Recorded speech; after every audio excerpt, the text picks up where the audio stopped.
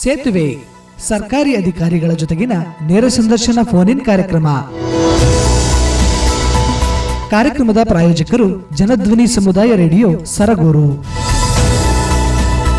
ಸೇತುವೆ ಸಮುದಾಯ ಹಾಗೂ ಸರ್ಕಾರದ ನಡುವೆ ಬಾಂಧವ್ಯ ಬೆಸೆಯುವ ಕಾರ್ಯಕ್ರಮ.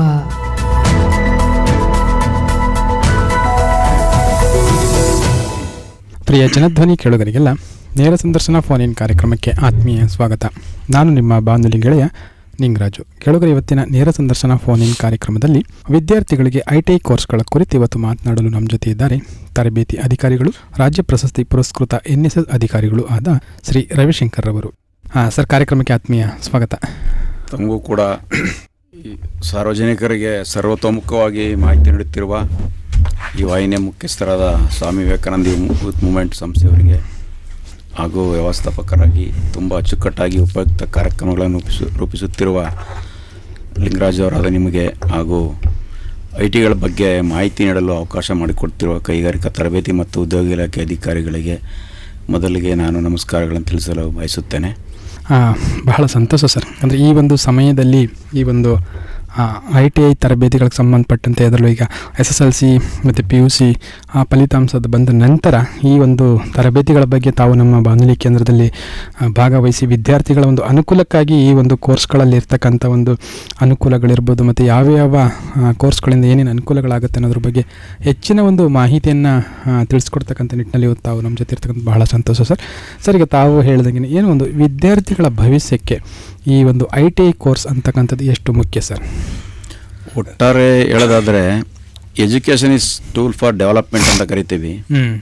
ಆದರೆ ನವೆ days it is A tool for investment ಆಗಿಬಿಟ್ಟಿದೆ. ಹಾಗಾಗಿ ವಿದ್ಯಾಭ್ಯಾಸ ಯಾವಾಗಲೂ ಅಭಿವೃದ್ಧಿಯ ಸಾಧನವಾಗಬೇಕು. ಆದರೆ ಇಂದಿನ ದಿನಗಳಲ್ಲಿ ಇದು ಬಂಡವಾಳ ಹೂಡುವ ಸಾಧನವಾಗಿ ರೂಪುಗೊಳ್ತಾ ಇದೆ. ಇದನ್ನರಿತು ITIಗಳು ಅತಿ ಕಡಿಮೆ ಖರ್ಚಿನಲ್ಲಿ ಕಡಿಮೆ ಅವಧಿಯಲ್ಲಿ ಯಶಸ್ವಿ ಉದ್ಯಮಿಗಳನ್ನು ರೂಪಿಸುವ ಕೆಲಸವನ್ನು ಮಾಡ್ತಾ ಇವೆ. ಕೌಶಲ್ಯಂ ಬಲಂ ಎಂಬ ಧ್ಯೇಯದೊಂದಿಗೆ ITIಗಳಲ್ಲಿ ವಿವಿಧ ವೃತ್ತಿಗಳಲ್ಲಿ ತರಬೇತಿ ನೀಡಲಾಗುತ್ತದೆ. ಇದರಿಂದ ITI ಕೋರ್ಸ್ಗಳು ವಿದ್ಯಾರ್ಥಿಗಳ ಭವಿಷ್ಯಕ್ಕೆ ಆಶಾಕಿರಣಗಳಾಗಿವೆ. ವಿದ್ಯಾರ್ಥಿಗಳ ಜೀವನ ರೂಪಿಸಿಕೊಳ್ಳಲು ತುಂಬ ಉಪಯುಕ್ತವಾಗಿವೆ. ಈ ITIಗಳ ಬಗ್ಗೆ, ಇವುಗಳ ಕಾರ್ಯವೈಖರಿ ಬಗ್ಗೆ ತಿಳಿಸ್ಬೇಕಂದ್ರೆ ಸ್ವಲ್ಪ ಆ ಡಿಪಾರ್ಟ್ಮೆಂಟ್ ಯಾವುದು, ಏನು, ಅಲ್ಲಿಂದ ಯಾವ ಸರ್ಟಿಫಿಕೇಟ್ ಸಿಗುತ್ತೆ, ಸ್ವಲ್ಪ ಗೊಂದಲ ಇರುತ್ತೆ. ಹೌದು.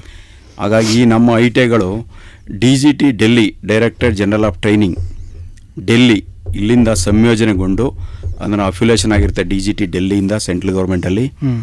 ಅದರಲ್ಲಿ NCVT ಸರ್ಟಿಫಿಕೇಟ್ನ ನೀಡಲಾಗ್ತದೆ ITI ಪಾಸ್ ಆದಂಥವ್ರಿಗೆ.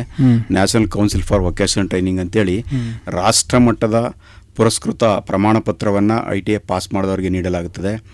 ಇದಕ್ಕಾಗಿ ಸರ್ಕಾರ ಕೋಟ್ಯಾಂತರ ರೂಪಾಯಿಗಳನ್ನ ಖರ್ಚು ಮಾಡುತ್ತೆ ಉದ್ಯಮಿಗಳನ್ನು ಮಾಡಲಿಕ್ಕೆ, ಉದ್ಯೋಗಗಳು ಮಾಡಲಿಕ್ಕೆ. ಇವತ್ತಿನ ಕೆಲಸ ಎಲ್ಲರಿಗೂ ಬೇಕು. ಹಾಗಾಗಿ ಎಲ್ಲರಿಗೂ ಒಂದೊಂದು ಜೀವನ ರೂಪಿಸ್ಕೊಳ್ಳೋಕೆ ಏನಾದ್ರು ಒಂದು ಸಹಾಯ ಮಾಡಿಕೊಡ್ಬೇಕು ಅಂತೇಳಿ ಸರ್ಕಾರ ಕೋಟ್ಯಾಂತರ ರೂಪಾಯಿ ಖರ್ಚು ಮಾಡ್ತಾ ಇದೆ.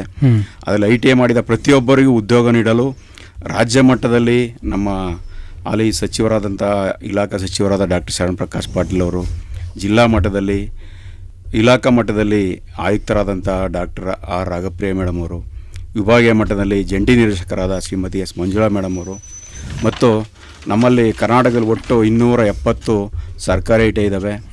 ಅಲ್ಲಿ ಸಾವಿರಾರು ಸಿಬ್ಬಂದಿಗಳು ITIಗಳನ್ನು ಉಳಿಸಿ ಬೆಳೆಸಲು, ಅಭಿವೃದ್ಧಿಪಡಿಸಲು ಶ್ರಮವಹಿಸಿದ್ದಾರೆ. ಈ ಪ್ರಯೋಜನವನ್ನು ಸಾರ್ವಜನಿಕರು ಅಂದರೆ SLC ಆಗಿರ್ತಕ್ಕಂಥ ಎಲ್ಲ ವಿದ್ಯಾರ್ಥಿಗಳು ಪಡೆಕೊಂಡ್ರೆ ಅವರ ಭವಿಷ್ಯ ಉತ್ತಮವಾಗಿ ರೂಪುಗೊಳ್ಳುತ್ತದೆ ಅಂತ ಹೇಳಲಿಕ್ಕೆ ನಾನು ಇಷ್ಟಪಡ್ತೀನಿ. ಒಟ್ಟು ಕರ್ನಾಟಕದಲ್ಲಿ 270 ಸರ್ಕಾರಿ ITIಗಳಿದ್ದಾವೆ. ಅದರಲ್ಲಿ 150 ITIಗಳಲ್ಲಿ ಟಾಟಾ ಕಂಪನಿಯಿಂದ ಸಹಭಾಗಿತ್ವ, ಸರ್ಕಾರದೊಂದಿಗೆ ಸಹಭಾಗಿತ್ವ ಹೊಂದಿ ಪ್ರತಿ ITIಗೆ ಸುಮಾರು 50 ಕೋಟಿಗಳಷ್ಟು ವಿನಿಯೋಗ ಮಾಡಿದ್ದಾರೆ. ಒಂದೊಂದು 150 ITI ಸರ್ಕಾರದಲ್ಲಿ 270 ITI ಒಟ್ಟಿದೆ. 150 ITIಯನ್ನು ಗುರುತಿಸಿ ಅದರಲ್ಲಿ ಒಂದೊಂದು ITIಗೆ ಸುಮಾರು 50 ಕೋಟಿಗಳನ್ನು ಟಾಟಾ ಕಂಪನಿ ಸಹಯೋಗದಲ್ಲಿ ಸರ್ಕಾರ ಜೊತೆ ಕೂಡಿ ಇನ್ವೆಸ್ಟ್ ಮಾಡಿದೆ. ಇದರಲ್ಲಿ ನಮ್ಮ HCಕೋಟೆ ITIಯಲ್ಲೂ ಕೂಡ ಒಂದು ಪ್ರತಿಷ್ಠಿತ ITI ಆಗಿ ಒಂದು ಕಾರ್ಯನಿರ್ವಹಿಸ್ತಾ ಇದೆ HCಕೋಟೆ ITI. ಇಲ್ಲಿ ಈ ಒಂದು 3 ವರ್ಷದ ಹಿಂದೆ ನಮ್ಮ ಈ ಕ್ಷೇತ್ರದ ಮಾನ್ಯ ಶಾಸಕರಾದ ಶ್ರೀಯುತ ಅನಿಲ್ ಚಿಕ್ಕಮಾದರ್ ಅವರು 3 ವರ್ಷದಿಂದ ಈ ಟಾಟಾ ಕೋರ್ಸ್ಗಳನ್ನು ಉದ್ಘಾಟನೆ ಮಾಡಿದ್ರು. ಇಲ್ಲಿ ನಮ್ಮಲ್ಲಿ 12 ಟಾಟಾ ಕೋರ್ಸ್ಗಳು ನಡೀತಾ ಇದ್ದಾವೆ. ಒಟ್ಟು 6 ಟಾಟಾ ಕೋರ್ಸ್ಗಳಿದ್ದಾವೆ, 6 CTS ಕೋರ್ಸ್ಗಳಿದ್ದಾವೆ. CTS ಕೋರ್ಸ್ ಅಂದರೆ ಕ್ರಾಫ್ಟ್ಮನ್ ಟ್ರೈನಿಂಗ್ ಸ್ಕೀಮ್ ಅಂತ, ಕುಶಲಕರ್ಮಿ ತರಬೇತಿ ಯೋಜನೆ ಅಂತ ಕರಿತೀವಿ. ಟಾಟಾ ಕೋರ್ಸ್ಗಳಲ್ಲೂ ಕೂಡ NCVT ಸರ್ಟಿಫಿಕೇಟ್ ಕೊಡ್ತಾರೆ. 6 ಕೋರ್ಸ್ಗಳು ನಡೀತಾ ಇದ್ದಾವೆ. HE ಕೋಟೆನಲ್ಲಿ ಪ್ರತಿ ವರ್ಷ ಸುಮಾರು 250 ವಿದ್ಯಾರ್ಥಿಗಳು ವಿವಿಧ ವೃತ್ತಿಗಳಲ್ಲಿ ತರಬೇತಿ ನೀಡಿ ಆ ಉದ್ಯೋಗಾವಕಾಶಗಳನ್ನು ಎಲ್ಲರಿಗೂ ಕೊಡಲಾಗುತ್ತಿದೆ. ಇಷ್ಟೆಲ್ಲ ಪ್ರಯತ್ನದ ಫಲವಾಗಿ ITI ಕೋರ್ಸ್ಗಳು ಸಾರ್ವಜನಿಕವಾಗಿ ಪ್ರಾಮುಖ್ಯತೆಯನ್ನು ಪಡ್ಕೊಂಡಿದ್ದೇವೆ. ಇದನ್ನ ಸದುಪಯೋಗ ಪಡಿಸಿಕೊಳ್ಳಲು ಸಾರ್ವಜನಿಕರಲ್ಲಿ ನಾನು ಮನವಿ ಮಾಡ್ತೇನೆ. ಸರ್ಕಾರ ಏನು ಕೋಟ್ಯಾಂತರ ರೂಪಾಯಿ ಈ ಒಂದು ತರಬೇತಿಗೋಸ್ಕರ ಇನ್ವೆಸ್ಟ್ ಮಾಡ್ತಾ ಇದೆ. ಜನರಲ್ ಎಜುಕೇಶನ್ ನಾಲೆಡ್ಜ್ ಬಿಲ್ಡ್ ಮಾಡಿದ್ರೆ ಇದು ನಾಲೆಡ್ಜ್ ಜೊತೆಗೆ ಸ್ಕಿಲ್ ಬಿಲ್ಡ್ ಮಾಡುತ್ತೆ. ಸ್ಕಿಲ್ ಕಲ್ತ್ರೆ ಎಲ್ಲಿ ಬೇಕಾದ್ರೂ ಜೀವನ ಮಾಡ್ಬೋದು. ಸ್ಕಿಲ್ ಈಸ್ ಪವರ್ ಅಂತ, skill is power and skill is life ಅಂತ ಕರಿತೀವಿ. ಹಾಗಾಗಿ ಈ ಒಂದು ITIಗಳು ಸೇರಿಕೊಂಡು ಬೇರೆ ಬೇರೆ ವೃತ್ತಿಗಳಲ್ಲಿ ಅವ್ರ ಆಸಕ್ತಿ ಇರ್ತಕ್ಕಂಥ ವೃತ್ತಿ ಸೇರಿಕೊಂಡು 2 ವರ್ಷ 1 ವರ್ಷ ITI ಮಾಡಿ ಜೀವನ ರೂಪಿಸ್ಕೊಳ್ಳೋಕ್ಕೆ ತಕ್ಷಣ ಯಶಸ್ವಿ ಜೀವನ ರೂಪಿಸ್ಕೊಳ್ಳೋಕ್ಕೆ ಅನುಕೂಲ ಆಗುತ್ತೆ. ಅದನ್ನು ಸಾರ್ವಜನಿಕರು ಅವಶ್ಯಕತೆ ಇರ್ತಕ್ಕಂಥ ಎಲ್ಲರೂ ITIಗಳು ಭೇಟಿ ಮಾಡಿ ಅದನ್ನು ಅನುಕೂಲ ಪಡಬೇಕು ಅಂತ ನಾನು ಕೇಳ್ಕೊತೀನಿ. ಓಕೆ ಸರ್, ಈಗ ತಾವು ಹೇಳಿದ್ರಿ ITI ಅನ್ನೋದು ಎಷ್ಟು ಮುಖ್ಯ, ಕರ್ನಾಟಕದಲ್ಲಿ ಎಷ್ಟು ITI ಕಾಲೇಜುಗಳು ಕೆಲಸ ನಿರ್ವಹಿಸ್ತಾ ಇದೆ, ಜೊತೆಗೆ ITI ಇರ್ತಕ್ಕಂಥ ಒಂದು ಟಾಟಾ ಇವರ ಒಂದು ಸಹಭಾಗಿತ್ವದಲ್ಲಿ ಏನೇನು ಕೋರ್ಸ್ಗಳಾಗ್ತಾ ಇದೆ ಅಂತಕ್ಕಂಥದ್ದನ್ನು ಹೇಳಿದ್ರಿ. ಹೇಗೆ ಸರ್ ಈಗ ಒಂದು ITI ಕೋರ್ಸು ಎಷ್ಟು ಅವಧಿಯ ಒಂದು ಕೋರ್ಸ್ಗಳಿರುತ್ತೆ ಮತ್ತು ಯಾವ್ಯಾವ ಥರದ ಕೋರ್ಸ್ಗಳು ಲಭ್ಯ ಇರುತ್ತೆ ಸರ್? ಈಗ ನಮ್ಮ ಉದಾಹರಣೆಗೆ HD ಕೋಟೆ ITI ಕಾಲೇಜಿನಲ್ಲೇ ನಾವು ತಗೊಂಡಾಗ ಏನೇನು ಕೋರ್ಸ್ಗಳಿರುತ್ತೆ ಸರ್, ಎಷ್ಟು ಅವಧಿಯ ಒಂದು ಕೋರ್ಸ್ಗಳಿರುತ್ತೆ, ಯಾವ್ಯಾವ ಥರದ ಒಂದು ಕೋರ್ಸ್ಗಳಿರುತ್ತೆ ಸರ್? ಸರ್, ITI ಮಾಡಲಿಕ್ಕೆ ಮಿನಿಮಮ್ ಎಂಟ್ರಿ ಕ್ವಾಲಿಫಿಕೇಷನ್ SSLC ಇರ್ತದೆ. SSLC ಆದ ನಂತರ SSLC ಪಾಸ್ ಆದವ್ರಿಗೂ ಕೋರ್ಸ್ ಇದೆ, ಫೇಲ್ ಆದವ್ರಿಗೂ ಇದೆ. 2 ಇಯರ್ ITI ಕೋರ್ಸ್ ಇದೆ, 1 ಇಯರ್ ITI ಕೋರ್ಸ್ ಇದೆ. ಒಟ್ಟು 54 ವೃತ್ತಿ ITI ಕೋರ್ಸ್ ಇದೆ. 54 ಕೋರ್ಸ್ ಅಂತ ಕರಿತೀವಿ, ನಮ್ಮಲ್ಲಿ ಟ್ರೇಡ್ ಅಂತ ಕರಿತೀವಿ, ವೃತ್ತಿ ಅಂತ ಕರಿತೀವಿ. ಅಂತ 54 ವೃತ್ತಿ ಇರ್ತಕ್ಕಂಥ ಕೋರ್ಸ್ಗಳು ಟೋಟಲಿ ಒಟ್ಟಾರೆ ಇದೆ, ಸರ್ಕಾರದಿಂದ ಅನುಮೋದಿತಗೊಂಡಿರ್ತಕ್ಕಂಥದ್ದು. ಅದರಲ್ಲಿ ಅಲ್ಲಲ್ಲಿ ಲೋಕಲಲ್ಲಿ ಸ್ಥಳೀಯವಾಗಿ ಯಾವುದಕ್ಕೆ ಸ್ಕೋಪ್ ಇದೆ ಅಲ್ಲಿ ಕಂಪ್ನಿಗಳಿಗೆ ಅನುಗುಣವಾಗಿ ಕಂಪ್ನಿಗಳಲ್ಲಿ ಯಾರ್ಯಾರನ್ನ ಕೆಲಸ ತಗೋತಾರೆ ಅದಕ್ಕೆ ಸಂಬಂಧಪಟ್ಟಂಗೆ ಬೇರೆ ಬೇರೆ ITIಗಳಲ್ಲಿ ಬೇರೆ ಬೇರೆ ರೀತಿಯ ವೃತ್ತಿ ಕೋರ್ಸ್ಗಳನ್ನು ಮಾಡ್ಕೊಂಡಿದ್ದಾರೆ. ನಮ್ಮ HD ಕೋಟೆನಲ್ಲಿ ಒಂದು 12 ಕೋರ್ಸ್ ಇದೆ. ಅದರಲ್ಲಿ 1 ಇಯರ್ ಕೋರ್ಸ್ ಒಂದಿದೆ, computer operator and programming assistant ಅಂತೇಳಿ. ಫಿಟ್ಟರ್ ಅಂತ 2 ಇಯರ್ ಟ್ರೇಡ್ ಇದೆ. ಎಲೆಕ್ಟ್ರಿಷಿಯನ್ ಅಂತೇಳಿ 2 ಇಯರ್ ಟ್ರೇಡ್ ಇದೆ. ಎಲೆಕ್ಟ್ರಾನಿಕ್ಸ್ ಮೆಕ್ಯಾನಿಕ್ ಅಂತೇಳಿ 2 ಇಯರ್ ಟ್ರೇಡ್ ಇದೆ. Refrigeration and air conditioning technology ಅಂತೇಳಿ 2 ಇಯರ್ ಟ್ರೇಡ್ ಇದೆ. ಮೆಕ್ಯಾನಿಕ್ ಮೋಟರ್ ವೆಹಿಕಲ್ ಅಂತೇಳಿ 2 ಇಯರ್ ಟ್ರೇಡ್ ಇದೆ. ಮೆಕ್ಯಾನಿಕ್ ಎಲೆಕ್ಟ್ರಿಕ್ ವೆಹಿಕಲ್ ಅಂತೇಳಿ 2 ಇಯರ್ ಟ್ರೇಡ್ ಇದೆ. CNC ಕಂಪ್ಯೂಟರ್ ನ್ಯೂಮ್ಯಾಟಿಕ್ ಕಂಟ್ರೋಲ್ ಅಂತ ಕರಿತೀವಿ, CNC ಮೆಷಿನಿಂಗ್ ಟೆಕ್ನಿಷಿಯನ್ ಅಂತ ಕರಿತೀವಿ, ಅದು 2 ಇಯರ್ ಟ್ರೇಡ್ ಇದೆ. Industrial robotics and digital manufacturing technician ಅಂತ ಕರಿತೀವಿ, ಅದು 1 year trade. Virtual analysis and designer ಒಂದು 2 ಇಯರ್ ಟ್ರೇಡ್ ಇದೆ. Engineering design technician 1 year trade ಇದೆ. Manufacturing process and control and automation ಅಂತೇಳಿ ಒಂದು 1 ಇಯರ್ ಟ್ರೇಡ್ ಇದೆ. ಇದು HD ಕೋಟೆಯಲ್ಲಿ ಇರ್ತಕ್ಕಂಥದ್ದು. ಅದೇ ರೀತಿ ಒಟ್ಟುವರೆ 54 ಕೋರ್ಸ್ ಬೇರೆ ಬೇರೆ ಮೈಸೂರಲ್ಲಿ ಇನ್ನೂ ಜಾಸ್ತಿ ಕೋರ್ಸ್ಗಳಿದ್ದಾವೆ. Fitter, turner, welder, machine grinder ಅಂತ ಸುಮಾರು ಕೋರ್ಸ್ಗಳು ಇದ್ದಾವೆ. ಅಲ್ಲಿ ಅವರು ಯಾವ ವಿಷಯದಲ್ಲಿ ಅವನಿಗೆ ಆಸಕ್ತಿ ಇದೆ ಆ ವಿಷಯದ ಬಗ್ಗೆ ಬಂದು ವಿಚಾರಿಸ್ಕೊಂಡು ಆ ಕೋರ್ಸ್ ಸೇರಿಕೊಂಡ್ರೆ 1 ವರ್ಷ 2 ವರ್ಷ ಕೋರ್ಸ್ ಮಾಡಿದ್ರೆ ಅವನು ಇಮಿಡಿಯೇಟ್ ಆಗಿ ಜಾಬು ಸಿಗುತ್ತೆ. ಇವತ್ತಿನ ಪ್ರಚಲಿತ ವಿದ್ಯಮಾನದಲ್ಲಿ ಕಂಪ್ನಿಗಳು ತುಂಬ ಇದ್ದಾವೆ. ಎಲ್ಲ ಕಂಪ್ನಿ ಜಾಬ್ ಸಿಗ್ತವೆ. ಇಲ್ಲಾಂದರೆ ಅವನು ಏನಾದ್ರು ಸ್ವಂತ ಮಾಡ್ಕತ್ನಿ ಅಂದರೆ ITI ಓದಬೇಕಾದ್ರೆ ನಾವು on job training, dual system of training ಅಂತೇಳಿ ಅಡಿಷನಲ್ ಆಗಿ ಟ್ರೈನಿಂಗ್ ಎಲ್ಲ ಕೊಡ್ತೀವಿ. ಅದ್ರ ಮೇಲೆ ಸ್ವಂತವಾಗಿ ಮಾಡ್ಕೋಬೋದು. ಮತ್ತು ಎಲ್ಲ ನಮ್ಮ JD ಆಫೀಸ್ಗಳಲ್ಲಿ ಇಡೀ ಕರ್ನಾಟಕದಲ್ಲಿ 4 ಡಿವಿಷನ್ ಆಫೀಸ್ ಇದೆ, ಜಂಟಿ ನಿರ್ದೇಶಕ ಕಚೇರಿಗಳಿದ್ದಾವೆ. ಅವ್ರು ಎಲ್ಲ ಕಂಪ್ನಿಗಳಲ್ಲೂ ಮ್ಯಾಂಡೇಟ್ರಿ ಅಪ್ರೆಂಟಿಸ್ಶಿಪ್ ತಗೊಳ್ಳೇಬೇಕು ಅಂತ ಫಿಕ್ಸ್ ಮಾಡಿದ್ದಾರೆ. NAPS ಅಂತ ಕರೀತಾರೆ, ನ್ಯಾಷನಲ್ ಅಪ್ರೆಂಟಿಸ್ಶಿಪ್ ಸ್ಕೀಮ್ ಅಂತೇಳಿ. ಅದರಲ್ಲಿ ಎಲ್ಲ ITI ಮಾಡಿದಂಥ ಎಲ್ಲರಿಗೂ ಕೂಡ ಫ್ಯಾಕ್ಟ್ರಿಗಳಲ್ಲಿ ಇಮಿಡಿಯೇಟ್ ಆಗಿ ಅಪ್ರೆಂಟಿಸ್ ತಗೊಂಡು ಮತ್ತೆ ಪ್ಲೇಸ್ಮೆಂಟ್ ಮಾಡಬೇಕು ಅಂತೇಳಿ ಮಾಡಿದ್ದಾರೆ. ಅದ್ರ ಜೊತೆಗೆ ಶಾರ್ಟ್ ಟರ್ಮ್ ಕೋರ್ಸ್ಗಳಂತ ಮಾಡಿದ್ದಾರೆ. ಒಂದು 23 ರೆಗ್ಯುಲರ್ ಕೋರ್ಸ್ ಅಂತ ಟಾಟಾದಲ್ಲಿ ಮಾಡಿದ್ದಾರೆ. ಇಷ್ಟೆಲ್ಲ ಅವಕಾಶಗಳು ITIನಲ್ಲಿ ಓದಿದ್ರೆ ಸಿಗುತ್ತೆ. 2 ವರ್ಷ ITI ಮಾಡಿದ್ರೆ ಸಾಕು. ಅವ್ನು 2 ವರ್ಷ ITI ಮಾಡಿದ್ರೆ ಇಂಜಿನಿಯರ್ ಆಗ್ಬೋದು ಮುಂದೆ, ಅಥವಾ ಒಂದು ಯಶಸ್ವಿ ವ್ಯಕ್ತಿ ಆಗ್ಬೋದು, ಸಾಧಕನಾಗಿ ಹೊರಗಡೆ ಬರ್ಬೋದು. ಒಬ್ಬ ITI ಮಾಡಿದವನು ಇಂಜಿನಿಯರ್ ಆಗತಕ್ಕಂಥ ಅವಕಾಶಗಳಿದ್ದಾವೆ, ಓದ್ಲಿಕ್ಕೂ ಅವಕಾಶಗಳಿದ್ದಾವೆ. ವಿತ್ ಲರ್ನಿಂಗ್ ಅಂತೆಲ್ಲ ಅವಕಾಶಗಳಿದ್ದಾವೆ. ಅವನು ITI ಮಾಡ್ಬೋದು, ಡಿಪ್ಲೊಮಾ ಮಾಡ್ಬೋದು, BE ಮಾಡ್ಬೋದು, MTech ಮಾಡ್ಬೋದು, ಅದೆಲ್ಲ ಅವಕಾಶಗಳು. ಇದೊಂದು ಫೌಂಡೇಶನ್ ಕೋರ್ಸ್. ಇದು ITI ಅನ್ನೋದೊಂದು ಫೌಂಡೇಶನ್ ಕೋರ್ಸ್. ಅದು ಮಾಡಿದ್ರೆ ಅವನು ಸ್ಕೈ ಇಸ್ ದ ಲಿಮಿಟ್, ಯಾವ ಲೆವೆಲ್ಗಾರು ಅವನು ರೀಚ್ ಆಗ್ಬೋದು. ಅಷ್ಟು ಅವಕಾಶಗಳು ITI ಮಾಡಿದ್ರೆ ಇದೆ. ಓಕೆ ಸರ್, ಈಗ ಹೇಗೆ ಸರ್ ಈಗ ಒಂದು ITIಗೆ ಸೇರಬೇಕು ಅಂತಂದಾಗ ಯಾವ ಥರ ಸರ್? ಈಗ ತಾವು ಹೇಳಿದ್ರೆ SLC ಫೇಲ್ ಆಗಿದ್ರು ಸೇರ್ಬೋದು, ಪಾಸ್ ಆಗಿದ್ರು ಸೇರ್ಬೋದು ಅಂತಂದರೆ, ಈಗ SLC ಪಾಸ್ ಆದಾಗ ಕೆಲವರು ಅಂದರೆ ಯಾವ ಥರ ಆಯ್ಕೆ ಪ್ರಕ್ರಿಯೆ ಇರ್ಬೋದು, ಅಥವಾ ಎಂಟ್ರೆನ್ಸ್ ಎಕ್ಸಾಮ್ ಬರೀಬೇಕು, ಅಥವಾ ಡೈರೆಕ್ಟಾಗಿ ನೇರವಾಗಿ ಬಂದು ಕಾಲೇಜು ಸೇರಬೇಕು, ಹೇಗೆ ಸರ್? ಈಗ SLC ಪಾಸ್ ಆಗಿದೆ ಅಂದರೆ ಅವನು SLC ಪಾಸ್ ಆಗಿದ್ದ ಸರ್ಟಿಫಿಕೇಟು, ಸಪೋಸ್ SLC ಅಟೆಂಡ್ ಮಾಡಿ ಫೇಲ್ ಆಗಿಬಿಟ್ಟಿದ್ದಾನೆ ಅಂದ್ಕೊಳ್ಳಿ, ಅವನು ಏನು SLC ಅಂಕಪಟ್ಟಿ ಇದೆ, ವರ್ಗಾವಣೆ TC ಏನಿದೆ, ಜಾತಿ ಮತ್ತು ಆದಾಯ ಪ್ರಮಾಣ ಪತ್ರ, ವ್ಯಾಸಂಗ ಪ್ರಮಾಣ ಪತ್ರ, ಕನ್ನಡ ಮಾಧ್ಯಮದಲ್ಲಿ 1ರಿಂದ 10ನೇ ಕ್ಲಾಸ್ವರೆಗೆ ಓದಿರ್ತಕ್ಕಂಥ ಪ್ರಮಾಣ ಪತ್ರ, ಗ್ರಾಮೀಣ ಅಭ್ಯರ್ಥಿ ಪ್ರಮಾಣ ಪತ್ರ, Aadhaar card, photo, bank passbook, ಒಂದು ಮೊಬೈಲ್ ಸಂಖ್ಯೆ ಮತ್ತು ಇಮೇಲ್ ID ಕ್ರಿಯೇಟ್ ಮಾಡ್ಕೋಬೇಕು. ಅಷ್ಟು ದಾಖಲೆಗಳು ಅವನ ಹತ್ರ ಇದ್ದೇ ಇರುತ್ತೆ. ಅಷ್ಟು ದಾಖಲೆನ ತಗೊಂಡು ITIಗೆ ಬಂದರೆ ಅಲ್ಲಿ ಇಮಿಡಿಯೇಟಾಗಿ ಒಂದು 10 ರೂಪಾಯಿ ತಗೊಂಡು ಅಪ್ಲಿಕೇಶನ್ ಕೊಡ್ತಾರೆ. ಅದನ್ನು ಕೊಟ್ಟು ಒಂದು ಡಾಕ್ಯುಮೆಂಟ್ ಕೊಟ್ಟು 2 ಸೆಟ್ ಕೊಟ್ಟು ಒರಿಜಿನಲ್ ಕೊಟ್ಟರೆ ಒಂದು ಆನ್ಲೈನಲ್ಲಿ ಅಪ್ಡೇಟ್ ಮಾಡ್ತಾರೆ. ಡಿಪಾರ್ಟ್ಮೆಂಟ್ ವೆಬ್ಸೈಟ್ ಇದೆ, ನಾವೇ ಅಪ್ಡೇಟ್ ಮಾಡ್ಕೋತೀವಿ ಅದನ್ನು. ಅವರು ಬೇರೆ ಕಡೆ ಹೋಗಿ ಅಲ್ಲಿ ದುಡ್ಡು ಕೊಟ್ಟು ಮಾಡ್ಸೋಕ್ಕಿಂತ ನಮ್ಮಲ್ಲೇ ಬಂದರೆ ಇಷ್ಟು ಡಾಕ್ಯುಮೆಂಟ್ ತೊಗೊಂಡು ನಾವೇ ವೆಬ್ಸೈಟ್ಗೆ ಹಾಕ್ಕೊಂಡು ಅವ್ನು ಯಾವ ಕೋರ್ಸ್ ಇದೆ ಪ್ರಿಯಾರಿಟಿ ಪ್ರಕಾರ ಅಪ್ಲೈ ಮಾಡ್ತೀವಿ. ಆ ಕೋರ್ಸನ್ನು ಅವನು ಆಯ್ಕೆ ಮಾಡ್ಕೊತಾನೆ, ಅವ್ನು ಸೆಲೆಕ್ಟ್ ಆಗುತ್ತೆ, ಅವ್ನ ಮನೆಗೆ ಕಾಲು ಹೋಗುತ್ತೆ, ಇಂಟಿಮೇಟ್ ಹೋಗುತ್ತೆ, ಬಂದು ಅಡ್ಮಿಷನ್ ಆಗ್ತಾನೆ. ಬರೀ 1,500 ರೂಪಾಯಿ ಫೀಸ್ ಇರುತ್ತೆ ಅಷ್ಟೇ ವರ್ಷಕ್ಕೆ. ಓಕೆ ಸರ್, ಅದ್ರ ಬಗ್ಗೆ ಮುಂದುವರ್ಸೋಣ. ಒಂದು ಕರೆ ಇದೆ. ಹಲೋ ಸರ್, ನಮಸ್ತೆ. ನಮಸ್ತೆ, ತಮ್ಮ ಹೆಸರು ಎಲ್ಲಿಂದ ಮಾತನಾಡ್ತಾ ಇದ್ದೀರಾ? ಸರ್, ನಾನು ಸ್ವಾಮಿ ಅಂತ ಹೇಳಿ ಕಂದಗಲದಿಂದ. ಸ್ವಾಮಿ ಕಂದೇಗಲ್ನಿಂದ ಮಾತನಾಡ್ತಿದ್ದಾರೆ. ಹೇಳಿ ತಮ್ಮ ಪ್ರಶ್ನೆ ಏನು ಅಂತ. ಇವತ್ತು ITI ಕೋರ್ಸ್ಗಳ ಬಗ್ಗೆ ಮಾತನಾಡ್ತಾ ಇದ್ದಾರೆ, ಹೇಳಿ.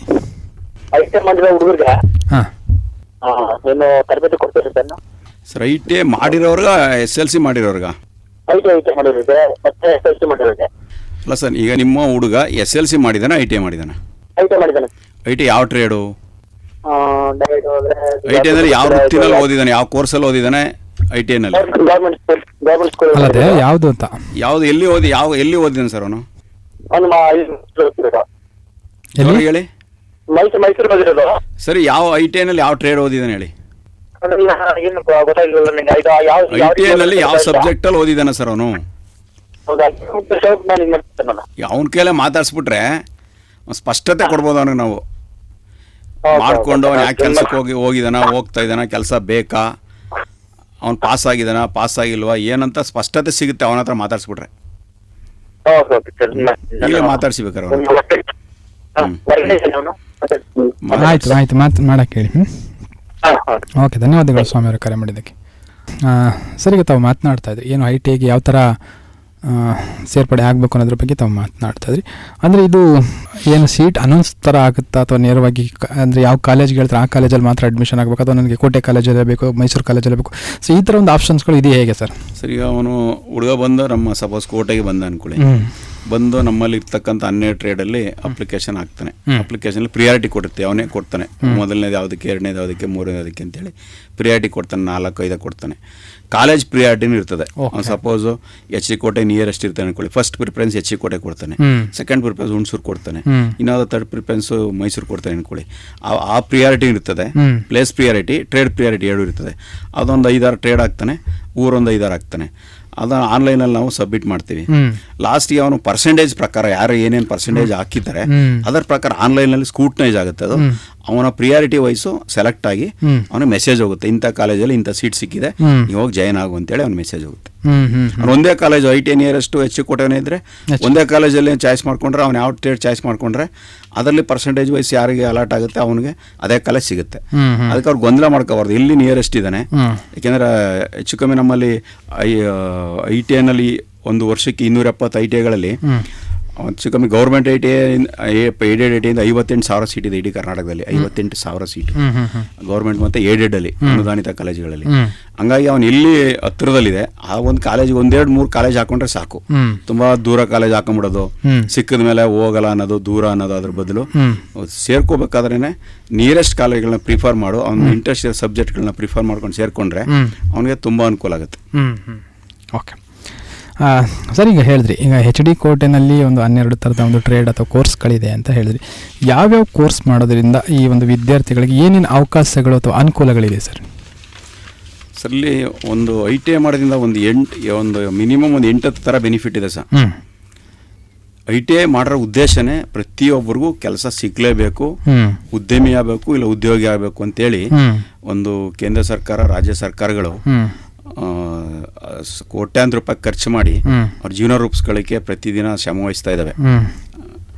ಹಾಗಾಗಿ ಆ ಕೋರ್ಸ್ಗಳಲ್ಲಿ ಮೊದಲನೇದಾಗಿ ಅವನಿಗೆ ಸಿಗ್ತಕ್ಕಂಥ ಪ್ರಮಾಣ ಪತ್ರ ನ್ಯಾಷನಲ್ ಲೆವೆಲ್ ಪ್ರಮಾಣ ಪತ್ರ, national council for vocational training ಅಂತೇಳಿ ರಾಷ್ಟ್ರ ಮಟ್ಟದ ಪ್ರಮಾಣ ಪತ್ರ. ಅದು ಸ್ಟೇಟ್ ಗೌರ್ಮೆಂಟ್ಗೆ ಅಪ್ಲೈ ಮಾಡ್ಬೋದು, ಗೌರ್ಮೆಂಟ್ ಆಫ್ ಇಂಡಿಯಾ ಅಪ್ಲೈ ಮಾಡ್ಬೋದು, ಸರ್ಕಾರಿ ಕಂಪ್ನಿಗೆ ಸಂಸ್ಥೆಗಳಿದ್ದಾವೆ ಅರೆ ಸರ್ಕಾರಿ ಸಂಸ್ಥೆಗಳಿದ್ದಾವೆ, state government, central government, semi government and private sectors, KSRTC, KEB, railway, BML, BHEL, NAL, HCL ಆ ಥರ ಕಂಪ್ನಿಗಳೆಲ್ಲ ಇದ್ದಾವೆ. ಅಲ್ಲಿ ಎಲ್ಲಿಗೆ ಅಪ್ಲೈ ಮಾಡೋಕ್ಕೆ ಎಲ್ಲವೂ ಪ್ರಾವಿಷನ್ ಇದೆ ಅವನಿಗೆ. ಅದು ಸ್ಟೇಟ್ ಗೌರ್ಮೆಂಟ್ ಥರ ಒಂದು ವ್ಯಾಲಿಡಿಟಿ ಇದೆ ಅಂತೇನಿಲ್ಲ, ಎಲ್ಲಿ ಬೇಕಾದ್ರೂ ಅಪ್ಲೈ ಮಾಡ್ಬೋದು. All over India, all over world ಅದು ವ್ಯಾಲಿಡಿಟಿ ಸರ್ಟಿಫಿಕೇಟ್ ಇರ್ತದೆ. ಓಕೆ ಸರ್, ಅದು ಒಂದು ಅನುಕೂಲ. ಇನ್ನೊಂದು ಏನು ಅನುಕೂಲ ಅಂದ್ರೆ ITI 2 ವರ್ಷ ಅಥವಾ 1 ವರ್ಷ ಆದ ತಕ್ಷಣ ಅವನಿಗೆ ಅಪ್ರೆಂಟಿಸ್ಶಿಪ್ ಕೊಡಿಸೋಂಥ ಕೆಲಸಗಳನ್ನು ನಮ್ಮಲ್ಲಿ ಆಲ್ರೆಡಿ NAPS ಅಂತ ಹೇಳಿದೆ, ಡಿವಿಷನ್ ಆಫೀಸಲ್ಲಿ ಜಾಯಿಂಟ್ ಡೈರೆಕ್ಟರ್ಗಳು ಅಪ್ರೆಂಟಿಸ್ಶಿಪ್ ಅಡ್ವೈಸರ್ಗಳಾಗಿ ಅಸಿಸ್ಟೆಂಟ್ ಅಪ್ರೆಂಟಿಸ್ ಅಡ್ವೈಸರ್ನ ಅಪಾಯಿಂಟ್ ಮಾಡಿಕೊಂಡು ಪ್ರಿನ್ಸಿಪಾಲ್ಗಳ ಮುಖಾಂತರ ಆ ಕೆಲಸವನ್ನು ಎಲ್ಲ ಕಂಪ್ನಿಗಳಲ್ಲೂ ಮ್ಯಾಂಡೇಟರಿ ತಗೊಳ್ಳೇಬೇಕು. 100 ಜನ ಎಂಪ್ಲಾಯ್ಸ್ ಇದ್ದರೆ 5:1 ರೇಷಿಯೋನಲ್ಲಿ ಅಪ್ರೆಂಟಿಸ್ಶಿಪ್ ತಗೊಳ್ಳೇಬೇಕು ಅಂತೇಳಿ ಫಿಕ್ಸ್ ಮಾಡಿ ಅದನ್ನು ಇಮಿಡಿಯೇಟಾಗಿ ಕೊಡಿಸ್ತಾರೆ. ಮತ್ತು ಸೆಲ್ಫ್ ಎಂಪ್ಲಾಯ್ಮೆಂಟ್ಗೂ ಕೂಡ ಅವಕಾಶಗಳಿದೆ. ITI ಓದ್ತಾ ಇರ್ಬೇಕಾದ್ರೆ ಆನ್ ಜಾಬ್ ಟ್ರೈನಿಂಗ್ ಅಂದರೆ ಸ್ಪೆಷಲಿಸ್ಟ್ ಕಂಪ್ನಿಗಳಲ್ಲಿ ಹೋಗಿ, ನಿಮ್ಮಲ್ಲಿ ಸ್ವಾಮಿ ವಿವೇಕಾನಂದಲ್ಲಿ ಕೆಂಚನಹಳ್ಳಿ ಇದೆ ಅಂತ ಸ್ಪೆಷಲಿಸ್ಟ್ ಸಂಸ್ಥೆ ಅಥವಾ ಯಾವುದೋ ಒಂದು ಪ್ರತಿಷ್ಠಿತ ಸಂಸ್ಥೆಗಳಲ್ಲಿ ಡ್ಯುಯಲ್ ಸಿಸ್ಟಮ್ ಆಫ್ ಟ್ರೈನಿಂಗಲ್ಲಿ 1ನೇ ವರ್ಷ 3 ತಿಂಗಳು, 2ನೇ ವರ್ಷ 3 ತಿಂಗಳು ತರಬೇತಿ ಪಡ್ಕೊಂಡು ಓದ್ತಾ ಇರಬೇಕಾದ್ರೆ ಅದು ಅಡಿಷನಲ್ ಸರ್ಟಿಫಿಕೇಟ್ ತೊಗೊಂಡು ಶಾರ್ಟ್ ಟರ್ಮ್ ಕೋರ್ಸ್ಗಳಿರ್ತವೆ, ಸ್ಪೆಷಲೈಸೇಷನ್ ಕೋರ್ಸ್ ಇರ್ತವೆ, 23 ಶಾರ್ಟ್ ಟರ್ಮ್ ಇರ್ತವೆ, ಅದನ್ನು ತಗೊಂಡು ಅವನು ಯಾವುದರಲ್ಲಿ ಸ್ಪೆಷಲೈಸ್ ಆಗಿ ಇಮಿಡಿಯೇಟಾಗಿ ಒಂದು ಕಡೆ ಕಂಪ್ನಿಲಿ 1 ವರ್ಷ ಟ್ರೈನ್ ಅಪ್ ಮಾಡಿಕೊಂಡು ಆಮೇಲೆ ಇಮಿಡಿಯೇಟಾಗಿ ಬಂದು ಜಾಬ್ ಮಾಡ್ಕೊಳ್ಳೋಂಥ ಅವಶ್ಯಕತೆ ಅವಕಾಶವೂ ಇದೆ. ಆಲ್ರೆಡಿ ನಮ್ಮ ಹುಡುಗಗಳು HCಕೋಟೆನಲ್ಲಿ ಸುಮಾರು ಜನ ಆ ಥರ ಮಾಡಿಕೊಂಡು ಮಾಡ್ತಾ ಇದ್ದಾರೆ. ಓಕೆ ಸರ್, ಒಂದು ಕರೆ ಇದೆ. ಹಲೋ ಸರ್, ನಮಸ್ಕಾರ ಸರ್. ನಾನು ಸಾಗರದಿಂದ ಜಯರಾಮ್. ಜಯರಾಮ್ ಅವರೇ, ಹೇಳಿ ತಮ್ಮ ಪ್ರಶ್ನೆ ಏನು ಅಂತ. ಸರ್, ಇಲ್ಲಿ ಕರ್ನಾಟಕ ಸರ್ಕಾರದಿಂದ ITI ಡಿಗ್ರಿ ಖಾಲಿ ಮಾಡಿದ್ರೆ ಸಿಗ್ತಕ್ಕಂಥ ಸವಲತ್ತುಗಳೇನೇನು, ಮತ್ತೆ ಕ್ಯಾಟಗಿರಿ ಇದೆಯಾ ಸರ್? ಕ್ಯಾಟಗಿರಿ ವೈಸ್ ಏನಾರು ಬರುತ್ತಾ ಸರ್? ITIನಲ್ಲಿ ಹೌದು ಸರ್, ಕ್ಯಾಟಗರಿ ಇದೆ. ಲೇಡೀಸ್ಗೂ 33% ರಿಸರ್ವೇಷನ್ ಇದೆ ಸೀಟಲ್ಲಿ. ಜನರಲ್ ಮೆರಿಟ್ಗಿದೆ. ಕ್ಯಾಟಗರಿ ವೈಸು ಸೀಟ್ ಮ್ಯಾಟ್ರಿಕ್ಸ್ ಅಂತ ಮಾಡ್ತಾರೆ. ಜನರಲ್ ಮೆರಿಟಿಗೆ 50% ಕೊಟ್ಟರೆ ರಿಮೈನಿಂಗ್ 50%ನ್ನು ಉಳಿದ ಕ್ಯಾಟಗರಿ ಕೊಡಬೇಕು ಅಂತ ಇದೆ. ಹಂಗಾಗಿ ಆಲ್ಮೋಸ್ಟ್ ಎಲ್ಲರಿಗೂ ಸೀಟ್ ಸಿಗುತ್ತೆ. ಈಗ ನಂಬರ್ ಆಫ್ ಸೀಟ್ಸು ಹೇಳಿದ್ನಲ್ಲ 58,000 ಇರೋದ್ರಿಂದ ನಿಮಗೆಲ್ಲ ಗೌರ್ಮೆಂಟ್ ITI ಇಲ್ಲ ಹಾಕೋರು ಸೀಟ್ ಸಿಗುತ್ತೆ. 28ನೇ ತಾರೀಕು ಲಾಸ್ಟ್ ಡೇಟ್ ಇರೋದ್ರಿಂದ ಬೇಗ ಹೋಗಿ ಡಾಕ್ಯುಮೆಂಟ್ ಕೊಟ್ಟು ಸೇರ್ಕೋಬೇಕು. ಅದು ಒಂದು ಸ್ಪೆಷಲಿಟೀಸು. ಮತ್ತು ಫೀಸು ತುಂಬ ಕಮ್ಮಿ, 1,200 ರೂಪಾಯಿ ಅಷ್ಟೇ ಫೀಸ್ ಇರೋದು ಗೌರ್ಮೆಂಟ್ ITIಗಳಲ್ಲಿ. ಮತ್ತು ಅವನು ITI ಸೇರ್ಕೊಂಡ್ಮೇಲೆ ಅವನಿಗೆ ಹಾಸ್ಟ್ಲ್ ಬೇಕು ಅಂದರೆ ಹಾಸ್ಟ್ಲ್ ಪ್ರಾವಿಷನ್ಸ್ ಇದೆ. ಮತ್ತು ITI SC ST ಆ ಥರ ಕ್ಯಾಟಗರಿಗೆ ಯೂನಿಫಾರ್ಮ್ಸು ಮತ್ತು ಬುಕ್ಸು ಇದೆಲ್ಲ ಸರ್ಕಾರ, ಲ್ಯಾಪ್ಟಾಪ್ಸು, ಕಂಪ್ಯೂಟರ್ದೆಲ್ಲ ಇದೆಲ್ಲ ಕೊಡ್ತಾ ಇದೆ. ಅವಾಗ ಸರ್ಕಾರ ಪ್ರೊವೈಡ್ ಮಾಡುತ್ತೆ. ಅದನ್ನು SC STಗಳಿಗೆ ಪ್ರೊವೈಡ್ ಮಾಡಿದೆ. ಅದೊಂದು ಅವಕಾಶಗಳಿದೆ.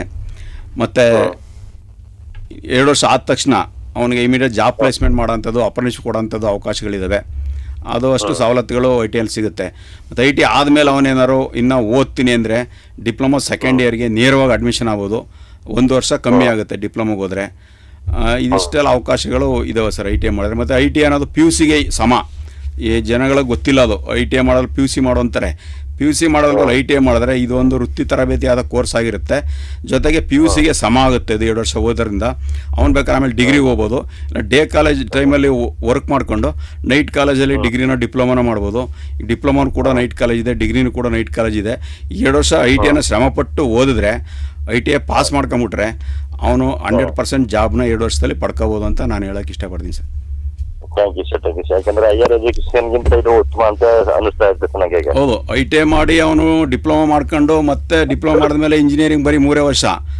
ಡೇ ಟೈಮಲ್ಲಿ ಬೇಕಾದ್ರೆ ಕಷ್ಟ ಇದೆ ಅಂದರೆ, ಮನೆ ಕಡೆ ಕಷ್ಟ ಇದೆ ಅಂದರೆ ಅವನು ಡೇ ಟೈಮಲ್ಲಿ ಕೆಲಸ ಮಾಡಿಕೊಂಡು ನೈಟ್ ಕಾಲೇಜಲ್ಲಿ ಇಂಜಿನಿಯರಿಂಗ್ ಮಾಡಿಕೊಂಡು ಆ ಥರ ಇಂಜಿನಿಯರ್ ಆಗ್ಲಿಕ್ಕೂ ಅವಕಾಶ ಇದೆ. ITI ಮಾಡಿದವನು ಇಂಜಿನಿಯರು ಆಗ್ಬೋದು. ಈ PUCಗೆ ಹೋಗಿ ಅಷ್ಟೆಲ್ಲ ನೀಟು ಅದೆಲ್ಲ ಎಕ್ಸಾಮ್ ಬರೆದು, JEE CET ಎಲ್ಲ ಎಕ್ಸಾಮ್ ಬರೋದು ಇನ್ವೆಸ್ಟ್ ಮಾಡ್ಕೊಂಡು ಕಷ್ಟಪಡೋದ್ರ ಬದಲು ಮನೆಗೆ ಹೊರೆ ಆಗೋದ್ರ ಬದಲು ಮನೆ ಕಡೆ ತೊಂದರೆ ಇದೆ ಅಂದರೆ ತಕ್ಷಣ ITI ಸೇರ್ಕೊಂಬಿಟ್ರೆ ಅವನು ಇಂಜಿನಿಯರ್ ಮಾಡ್ಬೋದು, MTech ಮಾಡ್ಬೋದು, PhD ಮಾಡ್ಬೋದು.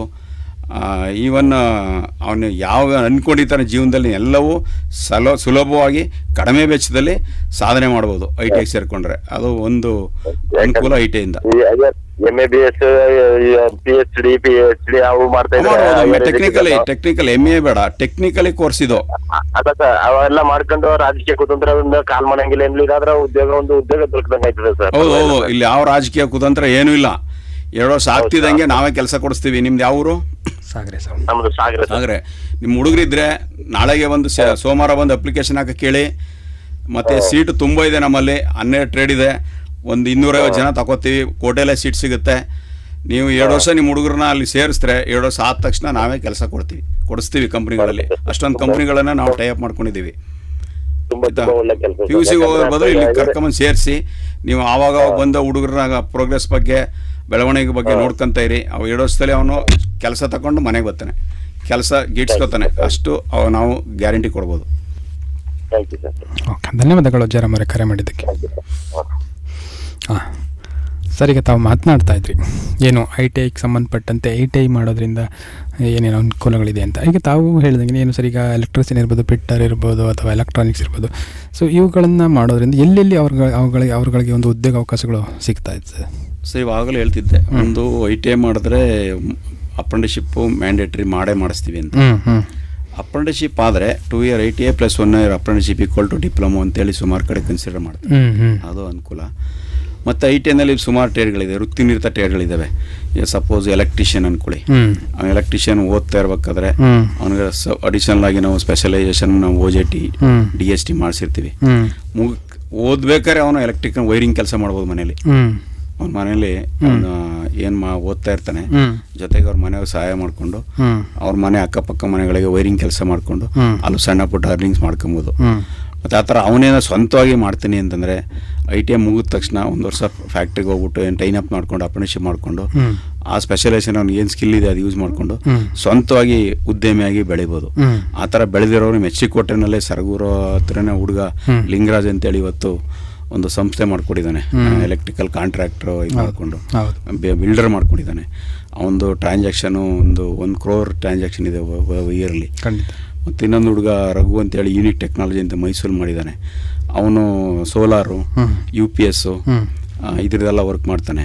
ಅದ್ರದ್ದು ಸೋಲಾರ್ ರೂಪ್ ಟಾಪು ಇದೆಲ್ಲ ಮಾಡ್ತಾನೆ. ಅವರೆಲ್ಲ ಸ್ವಂತ ಮಾಡ್ಕೊಂಡಿರೋರು. ಯಾಕೆಂದರೆ ಉದ್ಯಮಿ ಹಾಗೂ ಉದ್ಯೋಗ ನೀಡುವಂಥ ಎಲ್ಲರಿಗೂ ಕೆಲಸ ಬೇಕು, ಬಟ್ ಆದರೆ ಕೆಲಸ ಕೊಡೋರು ಯಾರು ಇಲ್ಲಿ ಕ್ವಶನ್ನು. ಹಂಗಾಗಿ ನಾನೇ ಒಂದಷ್ಟು ಎಕ್ಸ್ಪೀರಿಯೆನ್ಸ್ ತಗೊಂಡು ನಾನೇ ಒಬ್ಬ ಉದ್ಯಮಿ ಆಗಿಬಿಟ್ರೆ, ನಾನೇ ಒಂದು 10 ಜನಕ್ಕೆ 100 ಜನಕ್ಕೆ ಕೆಲಸ ಕೊಟ್ಬಿಟ್ರೆ ಈಸಿಯಾಗಿ ಆಗುತ್ತಲ್ಲ. ಈಗ ನಾರಾಯಣಮೂರ್ತಿ ಅವರು ಮೈಸೂರಲ್ಲೇ ಇನ್ಫೋಸಿಸ್ ನಾರಾಯಣಮೂರ್ತಿ ಅವರು ಮೈಸೂರಲ್ಲೇ NI ಮಾಡಿದ್ರು, NIನಲ್ಲಿ ಇಂಜಿನಿಯರಿಂಗ್ ಮಾಡಿದ್ರು. ಇವತ್ತು ಸಾವಿರಾರು ಜನ ಲಕ್ಷಾಂತರ ಜನ ಕೆಲಸ ಕೊಟ್ಟರು. ಕೊಟ್ಟಿಲ್ಲ ಅಂದರೆ ಎಷ್ಟೋ ಜನ ಅನ್ಎಂಪ್ಲಾಯ್ ಆಗ್ಬಿಡ್ತಿದ್ರು. ಆ ಒಂದು ಇಟ್ಕೊಂಡು ಒಂದು ಏಮ್ ಇಟ್ಕೊಂಡು ಒಬ್ಬ ಯಾವ ITI ಮಾಡಬೇಕಾದ್ರೆ ITI ಮಾಡುವಾಗಲೇ ತುಂಬ ಸ್ಕಿಲ್ಲು ತಗೊಂಡ್ಬಿಟ್ರೆ ಅವನು ಕೆಲಸನ ಮಾಡ್ಕೋಬೋದು, ಇಲ್ಲಾಂದರೆ ಸ್ವಂತ ಉದ್ಯೋಗ ಮಾಡ್ಕೋಬೋದು. ಆ ಥರ ಈಗ ಎಲೆಕ್ಟ್ರಾನಿಕ್ ಮೆಕ್ಯಾನಿಕ್ ಅಂತ ಒಂದು ಟ್ರೇಡ್ ಇದೆ, ಅಲ್ಲಿ ಸೇರ್ಕೋತಾನೆ. ಸೇರ್ಕೊಳ್ಳೋ ಟೈಮಲ್ಲೇ ಸೇರ್ಕೊಂಡಾಗಲೇ ನಾವು CCTV ರಿಪೇರ್ ಬಗ್ಗೆ ಮಾಡಿಸಿರ್ತೀವಿ, TV ರಿಪೇರಿ ಮಾಡಿರ್ತೀವಿ, LED LCD TV ಬಗ್ಗೆ ಹೇಳ್ಕೊಟ್ಟಿರ್ತೀವಿ. ಅದನ್ನೆಲ್ಲ ಸ್ಕಿಲ್ನ ಡೆವಲಪ್ ಮಾಡ್ಕೊಂಡ್ರೆ ಮೊಬೈಲ್ ರಿಪೇರಿ ಬಗ್ಗೆ ಹೇಳ್ಕೊಡ್ತೀವಿ. ಆ ಸ್ಕಿಲ್ ಎಲ್ಲ ಡೆವಲಪ್ ಮಾಡ್ಕೊಂಡ್ರೆ ITI ಮುಗಿತಿದ್ದಂಗೆ ಓದುವಾಗಲೇ ಮೊಬೈಲ್ ರಿಪೇರಿನ ಪ್ಯಾರಲರ್ ಮಾಡ್ಕೋಬೋದು. ಆ ಥರ ಒಂದು ಹುಡುಗ ಲಾಸ್ಟ್ ಇಯರ್ ಮಾಡೋ ದರ್ಶನ್ ಅಂತೇಳಿ 1 year ITI ಮಾಡ್ಕೊಂಡು 1 year ಟ್ರೈನಿಂಗ್ ಮಾಡ್ಕೊಂಡು ಆಲ್ರೆಡಿ ಒಂದು ಮೊಬೈಲ್ ಶಾಪ್ ಇಟ್ಕೊಂಡ್ಬಿಟ್ಟಿದ್ದಾನೆ. ಎಲೆಕ್ಟ್ರಿಕಲ್ ಮಾಡೋನು ಯೋಗೇಶ್ ಅಂತೇಳಿ ವೈಂಡಿಂಗ್ ಶಾಪ್ ಇಟ್ಕೊಂಡಿದ್ದಾನೆ. ಸಚಿನ್ ಅಂತೇಳಿ electrical appliances repairs and wiring ಮಾಡ್ತಾನೆ ಅಂತ ತುಂಬ ನಿದರ್ಶನಗಳಿದ್ದಾವೆ. ಮತ್ತು ಸುಮಾರು ಜನ ಫ್ಯಾಕ್ಟ್ರಿಗಳಲ್ಲಿ ಕೆಲಸ ಮಾಡ್ತಿರ್ತಾರೆ. ITI ಮಾಡೋರು ಯಾರು ಪ್ರಾಮಾಣಿಕವಾಗಿ ITI ಮಾಡಿ ಪಾಸ್ ಮಾಡ್ಕೊಂಡಿರೋರು ಯಾರು ಐಡ್ಲಾಗಿಲ್ಲ ಇದ್ರೆ ಅಂತ ನನ್ನ ಹತ್ರ ಕಳಿಸಿ ಅವ್ರಿಗೆಲ್ಲ ಕೆಲಸ ಕೊಡ್ಸಕ್ಕೆ ನಾವಿದ್ದೀವಿ, ಅದೇನು ತೊಂದರೆ ಇಲ್ಲ. ಅವನು ಆಸಕ್ತಿಯಾಗಿ ಕೆಲಸ ಮಾಡ್ಬೇಕಷ್ಟೇ. ಇವತ್ತೆಲ್ಲ ಯಾವುದೇ ಕಂಪನಿಗೆ ಹೋದ್ರು 12,000 to 15,000 ಕೊಡ್ತಾರೆ. ಇವತ್ತು MA BEd ಮಾಡ್ಕೊಂಡೋದ್ರು 8,000 10,000 ಕೊಡೋದು ಕಷ್ಟ. ಟೀಚಿಂಗ್ ಅಲ್ಲಿ ಇಲ್ಲಿ ಹೋದ್ರೆ ಇಲ್ಲಿ ಮಿನಿಮಮ್ ಸ್ಯಾಲರಿನೇ 12,000-15,000 ಸಿಗುತ್ತೆ. ಜೊತೆ ESI ಸಿಗುತ್ತೆ, ಅವ್ರ ಪೇರೆಂಟ್ಸ್ಗೆ ಕವರ್ ಆಗುತ್ತೆ, PF ಸಿಗುತ್ತೆ, ಪ್ರಾವಿಡೆಂಟ್ ಫಂಡು, ಮತ್ತೆ ಕ್ಯಾಂಟೀನ್ ಸೌಲಭ್ಯ ಇರ್ತದೆ, ಮತ್ತೆ ಬಸ್ ಫೆಸಿಲಿಟೀಸ್ ಇರ್ತದೆ ಒಳ್ಳೊಳ್ಳೆ ಕಂಪನಿ ಸೇರ್ಕೊಂಡ್ರೆ. ಮತ್ತೆ ನಮ್ಮಲ್ಲಿ ಲಾಸ್ಟ್ ಇಯರ್ ಒಂದು ಹುಡುಗ ಮಾಡೋರು ಎಲೆಕ್ಟ್ರಾನಿಕ್ ಮೆಕ್ಯಾನಿಕ್ ಲೋಹಿತ್ ಅಂತೇಳಿ ಸರ್ಕಾರದ ಒಂದು ಸ್ಕೀಮಲ್ಲಿ ಅವನು ಟೊಯೋಟಾ ಕಂಪನಿಗೆ ಸೆಲೆಕ್ಟ್ ಆಗಿದ್ದ. ಆ ಕಂಪನಿಯವರು ಬೇರೆ ಕಂಟ್ರಿನಲ್ಲಿ ಅವನ್ನ ಕಳಿಸ್ಕೊಟ್ರು. ಸರ್ಕಾರವೇ ಅವನಿಗೆ ಬೇರೆ ಮಾಡ್ತು ಒಂದು TAD ಏನೋ.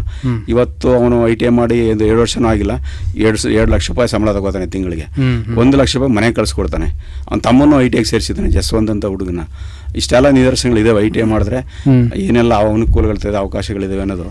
ಸರ್ಕಾರ ಅಷ್ಟೊಂದು ಕೋಟ್ಯಾಂತರ ರೂಪಾಯಿ ಖರ್ಚು ಮಾಡ್ಬೇಕಾದ್ರೆ ಸಾರ್ವಜನಿಕರು ಇದ್ರ ಬಗ್ಗೆ ಸ್ವಲ್ಪ ಅವೇರ್ನೆಸ್ ಆಗಿ ಸೇರಿಸ್ಬಿಟ್ರೆ ಅನುಕೂಲ ಆಗುತ್ತೆ. ಇದೇನು ಮಾಡಿದ್ರೆ PUC ಸೇರಿಸೋದು ಮನೆ ಕಡೆ ತೊಂದರೆ ಇರ್ತದೆ, ಆದ್ರೂ PUC ಸೇರಿಸ್ಬಿಡೋದು, ಆಮೇಲೆ ಡಿಗ್ರಿ ಮಾಡಿಸೋದು, ಆಮೇಲೆ ಮಾಸ್ಟರ್ ಡಿಗ್ರಿ ಮಾಡಿಸೋದು, ಅದನ್ನೆಲ್ಲ ರೂಟಲ್ಲಿ ಹೋದಾಗ ಇನ್ವೆಸ್ಟ್ಮೆಂಟ್ ಜಾಸ್ತಿ ಬರುತ್ತೆ. ಕೊನೆಗೆ ಎಲ್ಲೂ ಕೆಲಸ ಸಿಕ್ಕಿಲ್ಲ ಅಂದ್ರೆ ಪುನಃ ಮನೆಗೆ ವಾಪಸ್ ಬರ್ತಾನೆ.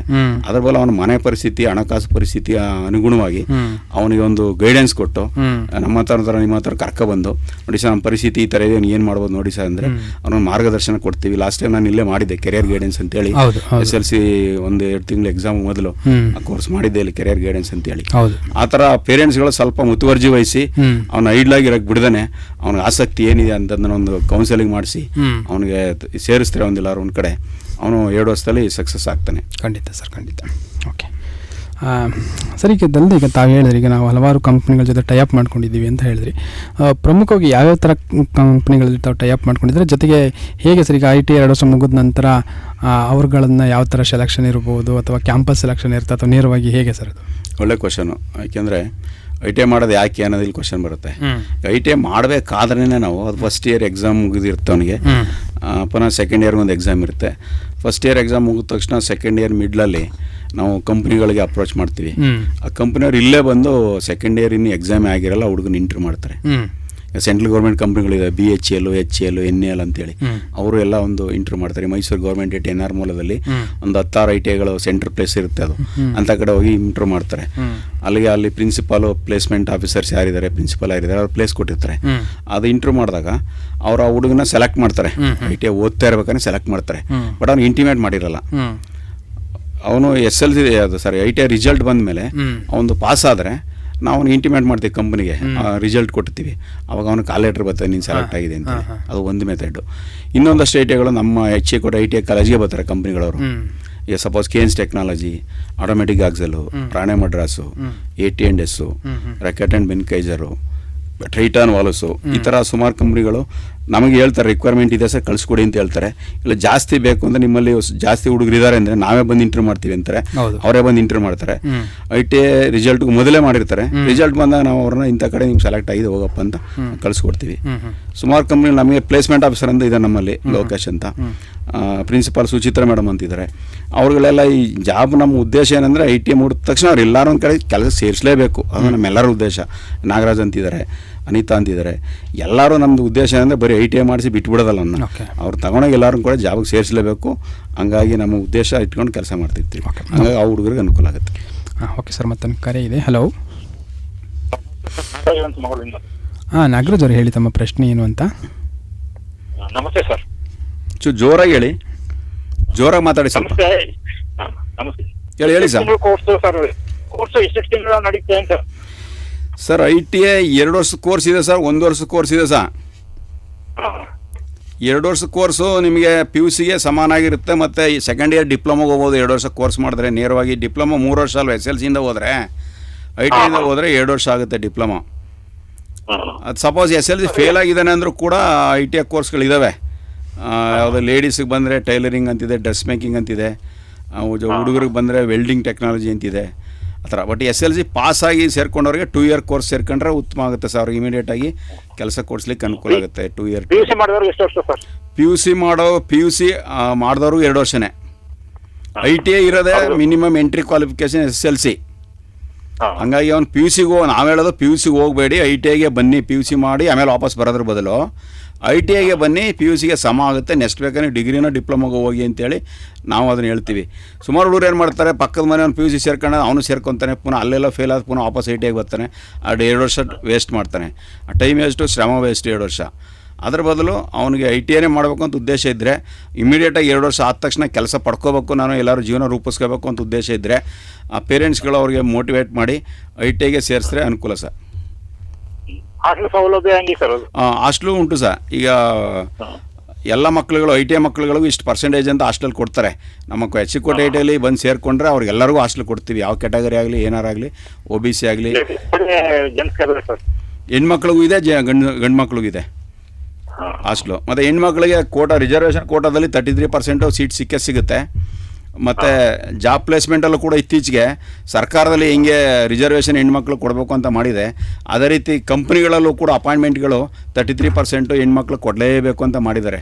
ಹಂಗಾಗಿ TVS ಕಂಪ್ನಿ ಆಗ್ಬೋದು, ಆಟೋಮೆಟಿಕ್ ಜಾಗ್ಸಲ್ ಆಗ್ಬೋದು, ಎಲ್ಲ ಕಡೆನೂ ರಿಸರ್ವೇಷನ್ ಕೋಟಾದಲ್ಲಿ ಎಲ್ಲ ಥರ ಟ್ರೇಡ್ಗಳಲ್ಲೂ ತಗೋತಾರೆ. ಎಷ್ಟೋ ಸೀಟ್ಗಳು ಉಳ್ಕೊತವೆ, ಹೆಣ್ಮಕ್ಳದ್ದು ಸೀಟು ಜಾಬ್ಗೆ ತಗೊಳಕ್ಕಾಗದೆ ಉಳ್ಕೊಂಬಿಡ್ತವೆ ಸುಮಾರು ಕೋಟಾದಲ್ಲಿ. ಏಕೆಂದರೆ ಸುಮಾರು ಜನ ಹೆಣ್ಮಕ್ಳು ಸುಮಾರು ಟ್ರೇಡ್ಗಳು ಸೇರ್ಕೊಳ್ಳೋದಿಲ್ಲ. ಫಿಟ್ಟರು, ಮೆಷಿನಿಸ್ಟ್, ಆ ಥರ ಟ್ರೇಡ್ಗಳಿಗೆ ಸೇರ್ಕೊಳ್ಳೋದಿಲ್ಲ, ಅವ್ರು ಕಷ್ಟ ಅಂದ್ಬಿಟ್ಟು. ಬಟ್ ಇವತ್ತೇನು ಎಲ್ಲ ಕಷ್ಟ ಇಲ್ಲ, ಎಲ್ಲ ಮೆಕ್ಯಾನಿಕಲ್ ಬಂದು ಅಡ್ವಾನ್ಸ್ ಆಗಿದೆ. ಹಂಗಾಗಿ ಯಾವುದೇ ಕೋರ್ಸ್ ಸೇರ್ಕೊಂಡು ಮಾಡಿದ್ರು ಕೂಡ ರಿಸರ್ವೇಷನ್ ಕ್ಯಾಟಗರಿಲಿ ಜಾಬ್ ಸಿಗುತ್ತೆ ಅವ್ರಿಗೆ, ಮಹಿಳಾ ರಿಸರ್ವೇಷನಲ್ಲಿ. ಅದು ಎಲ್ಲ ಥರ ಸ್ಪೆಷಲಿಟೀಸು ಗಂಡು ಮಕ್ಳಿಗೆ ಏನಿದೆ ಅಷ್ಟೇ ಸ್ಪೆಷಲಿಟೀಸು ಹೆಣ್ಮಕ್ಳಿಗೂ ಕೂಡ ಇದೆ ಸರ್. ಸ್ಟೈಫಂಡ್ ಏನಾದ್ರು ವ್ಯವಸ್ಥೆ ಇದೆ ಸರ್ ಸ್ಟೈಪೆಂಡು ವ್ಯವಸ್ಥೆ ಇಲ್ಲ ಸರ್, ಈಗ ಸ್ಟೈಪೆಂಡ್ ವ್ಯವಸ್ಥೆ ಇಲ್ಲ. ಅದೇ ಮೊದಲೇನೋ 50 ರೂಪಾಯಿ 100 ರೂಪಾಯಿ 150 ರೂಪಾಯಿ ಅಂತ ಕೊಡ್ತಿದ್ರು, ಹಂಗಾಗಿ ಸ್ಟೈಪೆಂಡ್ ವ್ಯವಸ್ಥೆ ಕೊಡ್ತಾ ಇಲ್ಲ. ಬಟ್ ಈಗ ಜಾಸ್ತಿ ಜಾಬ್ ವ್ಯವಸ್ಥೆ ಮಾಡಿಬಿಟ್ಟಿದ್ದಾರೆ. ಮೊದಲು ಫ್ಯಾಕ್ಟ್ರಿಗಳಲ್ಲಿ 6,000 8,000 ಕೊಡ್ತಿದ್ರು. ಈಗ IT ಆದವ್ರಿಗೆ ಮಿನಿಮಮ್ 12,000 ಕೊಡಬೇಕು ಅಂತೇಳಿ ಮಿನಿಮಮ್ ಸ್ಕೇಲ್ 17,000ರಿಂದ 18,000ವರೆಗೂ ಕೊಡ್ತಾರೆ ಈ ಕಂಪ್ನಿಗಳಲ್ಲಿ. 2 ವರ್ಷ ನಾವು ಕರೆಕ್ಟಾಗಿ ಮಾಡಿದ್ರೆ 2 ವರ್ಷ ಆಗ್ತಿದ್ದಂಗೆ ರಿಸಲ್ಟ್ ಬರೋದೇ ಬೇಡ, ನಾವು ಎಕ್ಸಾಮ್ ಇವತ್ತು ಮುಗೀತು ಅಂದರೆ ಒಂದು ಕೋರ್ಸ್ ಕಂಪ್ಲೀಟ್ ಸರ್ಟಿಫಿಕೇಟ್ ಕೊಡ್ತೀವಿ, ನೆಕ್ಸ್ಟ್ ಡೇನೇ ಅವನ್ನ ಯಾವ್ದಾದ್ರು ಫ್ಯಾಕ್ಟ್ರಿಗೆ ಕಳಿಸ್ಕೊಡ್ತೀವಿ. ಅಲ್ಲಿ ಹೋದ ತಕ್ಷಣ ಅವನಿಗೆ 12,000ರಿಂದ 15,000 ರೂಪಾಯಿ ಸ್ಯಾಲ್ರಿ ಫಿಕ್ಸ್ ಆಗುತ್ತೆ. ಜೊತೆಗೆ ESI PF canteen bus facilities ಎಲ್ಲವೂ ಇರುತ್ತೆ. ಅದು ಅನುಕೂಲ ಆಗುತ್ತೆ IT ಸೇರಿಕೊಂಡ್ರೆ. ನಿಮ್ದು ಯಾವರು ಸರ್? ಮಾಗುಡ್ಲಿ ಸರ್. ನಮ್ದು ಮಾಗುಡ್ಲಿ ಪಂಚಾಯತಿ. ನಿಮ್ಮ ಹೌದೌದು. ಅದೇ ಈಗ 28ರವರೆಗೆ ಇದೆ ಸರ್ IT ಅಡ್ಮಿಷನ್ನು HCಕೋಟೆ ITನಲ್ಲಿ. ನಿಮ್ಮ ಹುಡುಗರುಗಳಿದ್ರೆ ಕಳಿಸ್ಕೊಡಿ. 12 ಟ್ರೇಡ್ ಇದೆ ನಮಗೆ. ಅದರಲ್ಲಿ ಟಾಟಾದವರು ಬಂದು ಒಂದು ಸಲ ನೋಡಿ 50 ಕೋಟಿ ಇನ್ವೆಸ್ಟ್ ಮಾಡಿ ಅಡ್ವಾನ್ಸ್ ಟೆಕ್ನಾಲಜಿ ಅಂತೇಳಿ ಮೆಕ್ಯಾನಿಕ್ ಎಲೆಕ್ಟ್ರಿಕ್ ವೆಹಿಕಲ್ ಅಂತೇಳಿ ಇವತ್ತೇನು ಎಲೆಕ್ಟ್ರಿಕ್ ಕಾರ್ ಎಲೆಕ್ಟ್ರಿಕ್ ಬೈಕು ವೆಹಿಕಲ್ಗಳು ಬರ್ತವೆ, ಅದಕ್ಕೋಸ್ಕರ ಅದನ್ನೆಲ್ಲ ಕೊಟ್ಟು ಇನ್ವೆಸ್ಟ್ ಮಾಡಿ ಈ ಒಂದು ಮಕ್ಕಳುಗಳಿಗೆ ಕೆಲಸ ಕೊಡಬೇಕು ಅಂತೇಳಿ ಟಾಟಾದವರು ಕೂಡ ಟೈಅಪ್ ಆಗಿದ್ದಾರೆ. ಅದರಲ್ಲಿ ನಮ್ಮ ITಯನ್ನು ಒಂದು ಪ್ರತಿಷ್ಠಿತವಾಗಿ ಸೇರಿಸ್ಕೊಂಡಿದ್ದಾರೆ. ನಮ್ಮ ITಯನ್ನು ಅದು 3 ವರ್ಷದಿಂದ ಕರ್ತವ್ಯ ನಿರ್ವಹಿಸ್ತಾ ಇದ್ದೀವಿ ಆ ಒಂದು ಟಾಟಾ ಸ್ಕೀಮಲ್ಲೂ ಕೂಡ. ಒಟ್ಟು ಒಂದು ವರ್ಷಕ್ಕೆ ನಾವು 200-250 ಜನ ಮಕ್ಕಳನ್ನ ತಗೋತೀವಿ ಈ ವರ್ಷದಿಂದ. ತಿಳಿಸ್ತೀನಿ ಸರ್ ಇದಕ್ಕೆ. ಹೇಳಿ ನಿಮ್ಮಲ್ಲಿ ಮಕ್ಕಳುಗಳಿದ್ರೆ ತಿಳಿಸ್ತೀನಿ ಸರ್ ಇದ್ರೆ ಹೇಳಿ. ಸೋಮವಾರ ಕಳಿಸ್ಕೊಡಿ, ಡಾಕ್ಯುಮೆಂಟ್ ಎಲ್ಲ ಇದು ಮಾಡಿ ಕಳಿಸ್ಕೊಡಿ. ITI ಬಂದ್ಬಿಟ್ಟು ಸೋಮವಾರ. ಓಕೆ, ಧನ್ಯವಾದಗಳು ನಾಗರಾಜ್ ಅವ್ರಿಗೆ ಕರೆ ಮಾಡಿದ್ದಕ್ಕೆ. ಸರ್, ಈಗ ನಾಗರಾಜ್ ಅವ್ರಿಗೆ ಕೇಳ್ದಂಗೆ ಈಗ ತಾವು ಹೇಳ್ತಾಯಿದ್ರಿ SLC ಫೇಲ್ ಆಗಿರೋರು ಕೂಡ ITI ಮಾಡ್ಬೋದು ಅಂತ. ಏನೇನಿದೆ ಸರ್ SLC ಫೇಲ್ ಆದ್ರೆ ಯಾವ ಥರ SLC ಒಟ್ಟು ಹೇಳಿದ ITIನಲ್ಲಿ 54 ಟ್ರೇಡ್ ಇದೆ ಅಂತ. ನಮ್ಮಲ್ಲಿ ಇರತಕ್ಕಂಥ 12 ಟ್ರೇಡು, HCಕೋಟೆನಲ್ಲಿ 12 ಟ್ರೇಡು. SLC ಫೇಲ್ ಆಗಿದ್ದರೆ ಈ ಮೈಸೂರಲ್ಲಿದೆ ವೆಲ್ಡಿಂಗ್ ಟೆಕ್ನಾಲಜಿ ಅಂತೇಳಿ.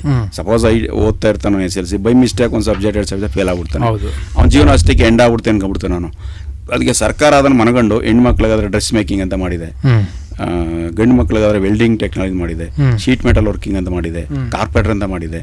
ಈ ಥರ ಸುಮಾರು ಕೋರ್ಸ್ಗಳನ್ನು SLC ಫೇಲ್ಗೂ ಕೂಡ ಮಾಡಿದೆ. ಅವ್ನು ಬೇಕಾದ್ರೆ ಅದನ್ನು ಮಾಡಿಕೊಂಡು ಅವನಿಗೂ ಕೂಡ ಪ್ಲೇಸ್ಮೆಂಟ್ ಆಗುತ್ತೆ. ಇವ್ರಿಗೆ ಎಷ್ಟು ಸಂಬಳ ಸಿಗುತ್ತೆ ಮಾಮೂಲಿ ಟ್ರೇಡ್ ಮಾಡಿದ್ರೆ ಅಷ್ಟೇ ಸಂಬಳ ಅವನಿಗೂ ಸಿಗುತ್ತೆ. ವೆಲ್ಡಿಂಗ್ ಮಾಡಿದ್ರೆ ಅವನನ್ನು ರೆಗ್ಯುಲರ್ ITI ಮಾಡೋದವ್ನಿಗೆ 15,000 ಕೊಟ್ಟರೆ, ವೆಲ್ಡಿಂಗ್ ಮಾಡೋನು 1 ವರ್ಷ ಟ್ರೇಡ್ ಮಾಡಿದ್ರೆ ಅವ್ನಿಗೆ 15,000 ಕಂಪ್ನಿ ಕೊಡ್ತಾರೆ. ಆಮೇಲೆ ಬೇಕಾದ್ರೆ ಅವನು ಬೇಕು ಅಂದರೆ ಪಾಸ್ ಆದರೆ 2 ಇಯರ್ ಟ್ರೇಡ್ ಮತ್ತೆ ಮಾಡ್ಕೊಂಡು ಕಂಟಿನ್ಯೂ ಆಗ್ಬೋದು. ಬೇಡ ಅಂದ್ರೆ ಅದಾದಮೇಲೆ ಜೀವನ ರೂಪಿಸ್ಕೋತೀನಿ ಅಂದರೆ ರೂಪಿಸ್ಕೋಬೋದು. ಅದು ಒಂದು ಅನುಕೂಲತೆ. SLC ಫೇಲ್ ಆಗಿ SLCಗೆ ಬಂದಿರಬೇಕು. SLC ಫೇಲ್ ಆಗಿರೋರು ಕೂಡ ಅದು ಅವಕಾಶ ಇದೆ. HCಕೋಟೆನಲ್ಲಿ ತಕ್ಕಂಥ SLC ಪಾಸ್ಗೆ SLCಗೆ HCಕೋಟೆಯಲ್ಲಿ ತಕ್ಕಂಥ ಟ್ರೇಡ್ಗಳು SLC ಪಾಸ್ ಆಗಿರೋರಿಗೆ ಅಂತ ಇರುತ್ತೆ. ಸರ್, ಈಗ ಅದ್ರ ಜೊತೆಗೆ ಈಗ PUC ಮುಗಿದ್ರೂ ಅಂದ್ರೆ PUC ನಂತರನೂ ಕೂಡ ಏನಾದ್ರು ITI ಮಾಡ್ತಕ್ಕಂಥ ಒಂದು ವ್ಯವಸ್ಥೆ ಇದೆಯಾ, ಹೇಗೆ ಸರ್? ನಮ್ಮಲ್ಲಿ ತುಂಬ ಜನ ಹಂಗೆ ಬರೋದು ಸರ್, PUCಗೆ ಓಟೋಗ್ಬಿಡ್ತಾರೆ. ಈಗ ಒಂದು ಊರಲ್ಲಿ 20 ಜನ ಹುಡುಗರು SLC ಪಾಸ್ ಆಗಿನ ಅಂದ್ರೆ 10 ಜನ 15 ಜನ PUC ಸೇರ್ಕೊಂಡ್ರೆ ಇನ್ನೂ 5 ಜನ ಶಾಲೆ ಜೊತೆಗೆ ಸೇರ್ಕೊಂಡ್ಬಿಡ್ತಾರೆ. ಕೊನೆಗೆ ಏನೋ ಓದೋಕ್ಕಾಗದೆ ಸಬ್ಜೆಕ್ಟ್ ಫೇಲ್ ಆಗ್ಬಿಟ್ಟು ಆಮೇಲೆ ITI ಬರ್ತಾರೆ. ನಾವು ಹೇಳೋದೇನೆಂದರೆ SLCಗೂ ಮೊದಲೇ ಅವ್ನು ಕೌನ್ಸಲಿಂಗ್ ಮಾಡಿ, ಅವ್ನು ಕೆರಿಯರ್ ಗೈಡೆನ್ಸ್ ಮಾಡಿ, ಅವನ್ನ ತಕ್ಷಣ ITI ಬೇಕಾ PUC ಬೇಕಾ ಡಿಪ್ಲೊಮಾ ಬೇಕಾ ಅಂತೇಳಿ ಸೇರಿಸಿದ್ರೆ ಅವನು ಇಲ್ಲಿ ಸರ್ವೈವ್ ಆಗ್ತಾನೆ. SLC ಆದ ತಕ್ಷಣ ಸೇರಿಸ್ಬಿಟ್ರೆ ಒಳ್ಳೇದು. PUCಗೂ ಹೋಗಿ ಪುನಃ 2 ವರ್ಷ ಓದಿ ಪುನಃ ವಾಪಸ್ ಬರೋದ್ರ ಬದಲು 2 ವರ್ಷ ವೇಸ್ಟ್ ಆಗುತ್ತೆ ಅವನಿಗೆ. 2 ವರ್ಷ ಅವ್ನು ಶ್ರಮ, ಟೈಮು, ಹಣ ಎಲ್ಲ ವೇಸ್ಟು. ಅದರ ಬದಲು SLC ಆದ ತಕ್ಷಣ ಒಂದು ಸೇರ್ಕೊಂಬಿಟ್ರೆ PUCಗೆ ಸಮ ಅಂತ ಕೊಟ್ಟಿದ್ದಾರೆ ಈಗ. ನೆಕ್ಸ್ಟ್ ಅವ್ನು ಡಿಗ್ರಿಗೆ ಹೋಗ್ಲಿಕ್ಕೆ ಅನುಕೂಲ ಆಗುತ್ತೆ. ಅಥವಾ ಬೇಡ ಅಂದರೆ ಟೆಕ್ನಿಕಲಿ ಹೋಗ್ತೀನಿ ಅಂದರೆ ಡಿಪ್ಲೊಮಾಗೆ ಹೋಗ್ಲಿಕ್ಕೆ ಅನುಕೂಲ ಆಗುತ್ತೆ. ಮತ್ತು ITI 2 ವರ್ಷ ಮಾಡಿ ಡಿಪ್ಲೊಮಾಗೆ ಹೋದರೆ ಡೈರೆಕ್ಟ್ ಸೆಕೆಂಡ್ ಇಯರು, ಡಿಪ್ಲೊಮಾ ಮಾಡಿ BEಗೆ ಹೋದರೆ ಡೈರೆಕ್ಟ್ ಸೆಕೆಂಡ್ ಇಯರು. ಅಲ್ಲಿ 1 ವರ್ಷ ಸ್ಕಿಪ್ ಆಗುತ್ತೆ, ಅಲ್ಲಿ 1 ವರ್ಷ ರಿಡ್ಯೂಸ್ ಆಗುತ್ತೆ. ಮತ್ತು ಇಲ್ಲಿ ವಿಷಯನ ಫೌಂಡೇಶನ್ ಚೆನ್ನಾಗಿರೋದ್ರಿಂದ ಅವ್ನಿಗೆ ಅಲ್ಲಿ ಈಸಿ ಆಗುತ್ತೆ ಪಾಸ್ ಮಾಡೋಕ್ಕೆ. PUC ಸೈನ್ಸ್ ಮಾಡಿ ಅವನು ಟ್ಯೂಷನ್ಗೆಲ್ಲ ಹೋಗಿ ಇಂಜಿನಿಯರಿಂಗ್ ಸೀಟ್ ತಗೊಳ್ಳೋದು ಬದಲು ಆ ಮನೆ ಕಡೆ ತುಂಬ ಸ್ಥಿತಿವಂತರಾಗಿದ್ದರೆ ಆ ಥರ ಮಾಡೋ ಓಕೆ. ಬಟ್ ಬೇಡ ನನಗೆ ಈ ಮೆಥಡಲ್ಲಿ ಹೋಗ್ತೀನಿ ಅಂದರೆ ಇವನು ಫೌಂಡೇಶನ್ ಚೆನ್ನಾಗಿ ಸಿಗುತ್ತೆ ಅವನಿಗೆ. ITI ಮಾಡೋದ್ರೆ ಜಾಸ್ತಿ ಸಬ್ಜೆಕ್ಟ್ ನಾಲೆಡ್ಜು, ಸ್ಕಿಲ್ಲು, ನಾಲೆಡ್ಜ್ ಎರಡು ಸಿಗುತ್ತೆ ಸಬ್ಜೆಕ್ಟ್ ಬಗ್ಗೆ. ಡಿಪ್ಲೊಮಾಗೆ ಹೋದಾಗ ಇನ್ನೊಂದಷ್ಟು ಡೆಪ್ತ್ ನಾಲೆಡ್ಜ್ ಸಿಗುತ್ತೆ. ಇಂಜಿನಿಯರಿಂಗ್ ಹೋದ್ರೆ ಈಸಿ ಅವನಿಗೆ ಪಾಸ್ ಮಾಡೋಕ್ಕೆ. ಮತ್ತು ಇಂಜಿನಿಯರಿಂಗ್ ಮಾಡ್ಕೊಂಡು MTech ಮಾಡ್ಬೋದು, PhD ಮಾಡ್ಬೋದು. ಏನೆಲ್ಲ ಅವನು ಡೈರೆಕ್ಟ್ PUCಗೆ ಹೋಗಿ ಇಂಜಿನಿಯರಿಂಗ್ ಮಾಡ್ಕೊಂಡು ಅಚೀವ್ ಮಾಡ್ತಾನೆ, ಅದನ್ನು ITI ಮುಖಾಂತರ ಹೋದರೂ ಕೂಡ ಇಂಜಿನಿಯರ್ ಆಗ್ಬೋದು ಅಂತ ನಾನು ಹೇಳಕ್ಕೆ ಬಯಸ್ತೀನಿ. ಓಕೆ ಸರ್, ಈಗ ತಾವು ಹೇಳ್ದಂಗೆ ನೀನು ITI ಮುಗಿದ ನಂತರ ಹೈಯರ್ ಎಜುಕೇಷನ್ ಮಾಡಬೇಕು ಅಂತಂದಾಗ ಎಲ್ಲೆಲ್ಲಿ ಯಾವ್ಯಾವ ಕಡೆ ಈ ಥರ ಒಂದು ಹೈಯರ್ ಎಜುಕೇಷನ್ ಅವಕಾಶಗಳಿದೆ ಸರ್? ನೋಡಿ, ಒಂದು ಅರ್ನಿಂಗ್ ವಿತ್ ಲರ್ನಿಂಗ್ ಅಂತ ಸ್ಕೀಮ್ ಇದೆ. ಏನು ಲರ್ನಿಂಗ್ ಅಂದರೆ ITI ಮಾಡ್ತಾನೆ. ITI ಮಾಡಿದ ತಕ್ಷಣ ನಮ್ಮಲ್ಲಿ ಅಪ್ರೆಂಟಿಸ್ಶಿಪ್ಪು ಮ್ಯಾಂಡೇಟ್ರಿ ಅಂತ ಹೇಳ್ತೀವಿ. ಒಂದು ವರ್ಷ ಕಂಪ್ನಿಗೆ ಸೇರಿಸ್ತೀವಿ. ಯಾಕೆಂದರೆ ITI ಮಾಡಿದ್ಮೇಲೆ ಒಂದು ವರ್ಷ ಕಂಪ್ನಿಗೆ ಹೋದರೆ ಎಕ್ಸ್ಪೋಜರ್ ಆಗಲಿ ಅವನಿಗೆ ಅಂತ. ಅದು ಮಾಡಿದ ತಕ್ಷಣ ಕಂಪ್ನಿ ಅಂದರೆ ಏನು, ಯಾವ ಥರ ವರ್ಕ್ ಮಾಡಬೇಕು ಏನೋ ಒಂದು ಮಾಹಿತಿ ಸಿಕ್ಬಿಡುತ್ತೆ. ಈಗ ITI ಮಾಡಿರ್ತಾನೆ, ಅವನಷ್ಟು ಸಬ್ಜೆಕ್ಟ್ ನಾಲೆಡ್ಜ್ ಇರ್ತದೆ. ನೆಕ್ಸ್ಟ್ ಏನು ಮಾಡ್ಬೇಕು, ಅವ್ನು ಡಿಪ್ಲೊಮಾ ಹೋಗ್ತೀನಿ ಅಂದಾಗ ಒಂದು ಸೆಕೆಂಡ್ ಇಯರ್ ಡೈರೆಕ್ಟ್ ಹೊಟ್ಟೋಗ್ಬೋದು. ಈ ITI ಸರ್ಟಿಫಿಕೇಟ್ ಮೇಲೇ ನಾನು ಅಪ್ರೆಂಟಿಸ್ಶಿಪ್ಪೇ ಮಾಡಲ್ಲ ಅಂದರೆ ಡೈರೆಕ್ಟಾಗಿ ಸೆಕೆಂಡ್ ಇಯರ್ ಡಿಪ್ಲೊಮಾಗೆ ಓದ್ಬೋದು, ನೇರವಾಗಿ ಅಡ್ಮಿಷನ್ ಆಗ್ಬೋದು. ಲ್ಯಾಟ್ರಲ್ ಎಂಟ್ರಿ ಸ್ಕೀಮ್ ಅಂತ ಇದೆ. SLCನವ್ರಿಗೆ 75% ತಗೊಂಡ್ರೆ ITIನವ್ರಿಗೆ 25% ಕೊಡ್ತಾರೆ ಕೋಟ. ಆ ಲ್ಯಾಟ್ರಲ್ ಎಂಟ್ರಿ ಸ್ಕೀಮಲ್ಲಿ ಡೈರೆಕ್ಟ್ ಅಪ್ಲೈ ಮಾಡಿ ಹೋಗ್ಬೋದು. ಇಲ್ಲ ಬೇಡ ನನಗೆ ಮನೆ ಕಡೆ ತೊಂದರೆ ಇದೆ, ನಾನು ಅರ್ನಿಂಗ್ ಮಾಡ್ಕೊಂಡು ಲರ್ನಿಂಗ್ ಮಾಡಬೇಕು ಅಂದಾಗ ITI ಮುಗಿಸ್ಕೊಂಡು ಯಾವ ಜಾಬ್ಗೆ ಸೇರ್ಕೋಬೇಕು, ಅಪ್ರೆಂಟಿಸ್ಶಿಪ್ ಸೇರ್ಕೋಬೇಕು. ಅದು ಮುಗಿದ ತಕ್ಷಣ ಡೇ ಟೈಮ್ ವರ್ಕ್ ಮಾಡ್ತಾ ಇರ್ತಾನೆ. CPC ಪಾಲಿಟೆಕ್ನಿಕಲ್ಲಿ ನೈಟ್ ಕಾಲೇಜ್ ಇದೆ. 6 ಗಂಟೆಗೆ ಕಾಲೇಜ್ ಸ್ಟಾರ್ಟ್ ಆಗುತ್ತೆ. ಡೇ ಟೈಮ್ ವರ್ಕ್ ಮಾಡ್ಕೊಂಡು ನೈಟ್ ಕಾಲೇಜಲ್ಲಿ ಜಾಬ್ ಮಾಡ್ಬೋದು, ಅದೇ ಡಿಪ್ಲೊಮಾ ಮಾಡ್ಬೋದು. ಈ ಡಿಪ್ಲೊಮಾ ಮುಗಿಸ್ಕೊಂಡು ಲ್ಯಾಬ್ಗಳೆಲ್ಲ ಸಂಡೇಸು ರಜಾ ದಿನಗಳಿರ್ತವೆ. ಆ ಮೆಥಡಲ್ಲಿ ಡಿಪ್ಲೊಮಾನು ಮಾಡ್ಕೋಬೋದು. ಹಂಗೆ ಡಿಪ್ಲೊಮಾ ಮಾಡ್ಕೊಂಡು ನೈಟ್ ಕಾಲೇಜು BE ಇದೆ. ಅಂದರೆ ಕೆಲಸ ಮಾಡಿಕೊಂಡು ಡೇ ಟೈಮಲ್ಲಿ ಕೆಲಸ ಮಾಡಿಕೊಂಡು ವಿದ್ಯಾವರ್ಧಕ ಕಾಲೇಜಲ್ಲಿ BE ಇದೆ, JCನಲ್ಲಿ BE ಇದೆ. ಅಂಥ ಕಡೆ ನೈಟ್ ಕಾಲೇಜ್ BE ಸೇರಿಕೊಂಡು 6ರಿಂದ 9 ಗಂಟೆವರೆಗೆ ಕ್ಲಾಸ್ ಇರುತ್ತೆ. ಸಂಡೇಸ್ ಲ್ಯಾಬ್ ಇರುತ್ತೆ. ಆ BEನೂ ಮಾಡ್ಬೋದು. ಮತ್ತು MTech ಮಾಡ್ಬೋದು. ನಮ್ಮಲ್ಲೇ ಇದ್ದಾರೆ ತುಂಬ ಜನ ITI ಮಾಡಿ ಡಿಪ್ಲೊಮಾ ಮಾಡಿ MTech ಮಾಡಿ ಕೆಲಸ ಮಾಡ್ತಿರೋರು ತುಂಬ ಜನರು ನಮ್ಮಲ್ಲಿ. ನಮ್ಮ ಫ್ರೆಂಡ್ಸು ಪ್ರಿನ್ಸಿಪಾಲ್ಸು ಎಲ್ಲ ತುಂಬ ಜನರು ಇದ್ದಾರೆ. ಇವನ್ ಸ್ಕಿಲ್ಲಲ್ಲಿ ಅಂಬಾಸೆಡರ್ ಆಗಿ ನಮ್ಮ ITI ಮಾಡ್ಕೊಂಡು ಡಿಪ್ಲೊಮಾ ಮಾಡ್ಕೊಂಡು ಇಂಜಿನಿಯರಿಂಗ್ ಮಾಡಿಕೊಂಡು MBA ಮಾಡಿಕೊಂಡು ಸ್ಕಿಲ್ಲಲ್ಲಿ ಸ್ಪೆಷಲೈಸೇಷನ್ ಮಾಡಿ ಇಂಡಿಯಾ ರಾಯಭಾರಿಗಳ ಕೆಲಸ ಮಾಡೋರು ಕೂಡ ನಮ್ಮಲ್ಲಿ ನಿದರ್ಶನಗಳಿದ್ದಾವೆ. ಸರ್, ಇದ್ರ ಜೊತೆಗೆ ಈಗ ತಾವು ಹೇಳ್ತಿದ್ದಂಗೆ, ಈಗ ತಾವು ಹೇಳಿದ್ರಿ ITI ಮಾಡಿದ್ರೆ ಓದೋದ್ರ ಜೊತೆ ಉದ್ಯೋಗವನ್ನು ಕೂಡ ಮಾಡ್ಕೊಳ್ಬೋದು ಅಂತ ಕೂಡ ತಾವು ಹೇಳ್ತಾ ಇದ್ರಿ. ಈಗ ಜೊತೆಗೆ ಹೈಯರ್ ಎಜುಕೇಷನ್ ಮಾಡೋದ್ರಿಂದ, ಏನು ITI ಮೇಲೆ ಹೈಯರ್ ಎಜುಕೇಷನ್ ಮಾಡೋದ್ರಿಂದ ಏನಾದರೂ ಸರ್ಕಾರದಿಂದ ಏನಾದರೂ ಸವಲತ್ತುಗಳು ಸಿಗುತ್ತಾ? ಹೇಗೆ ಸರ್ ಈ ಒಂದು ITI ಮೇಲೆ ಹೋಗೋದ್ರಿಂದ? ಇಂಜಿನಿಯರಿಂಗ್ ಇರ್ಬೋದು ಅಥವಾ ಇನ್ನಿತರ ಕೋರ್ಸ್ ಇದಕ್ಕೆ ಸಂಬಂಧಪಟ್ಟಂತೆ ಈಗ ಸರ್ಕಾರ ಸವಲತ್ತುಗಳಿದೆ ಸರ್. ಈಗ ITIಗೆ ಸೇರ್ಕೋಬೇಕಾದ್ರೆ ಹೇಳಿದೆ ನಾನು, ಫೀಸು ಬರೀ 1,200 ರೂಪಾಯಿ ಇರುತ್ತೆ. ಹೌದು. ಆ ಫೀಸು ಕೂಡ ಹೆಚ್ಚು ಕಮ್ಮಿ ಅವನಿಗೆ ಸ್ಕಾಲರ್ಶಿಪ್ ರೂಪದಲ್ಲಿ ವಾಪಸ್ ಮಾಡ್ಬಿಡುತ್ತೆ. ಹಾಸ್ಟೆಲ್ ಫೆಸಿಲಿಟೀಸ್ ಕೊಡ್ತಾರೆ. ಮತ್ತು ಕಂಪ್ನಿಗಳಲ್ಲಿ ನಾವು ಓದ್ತಾ ಇರ್ಬೇಕಾದ್ರೆ ಕಂಪ್ನಿ ಕಳಿಸಿದಾಗ on job training, dual system ಟ್ರೈನಿಂಗಲ್ಲಿ ಕಳಿಸ್ತಾರೆ.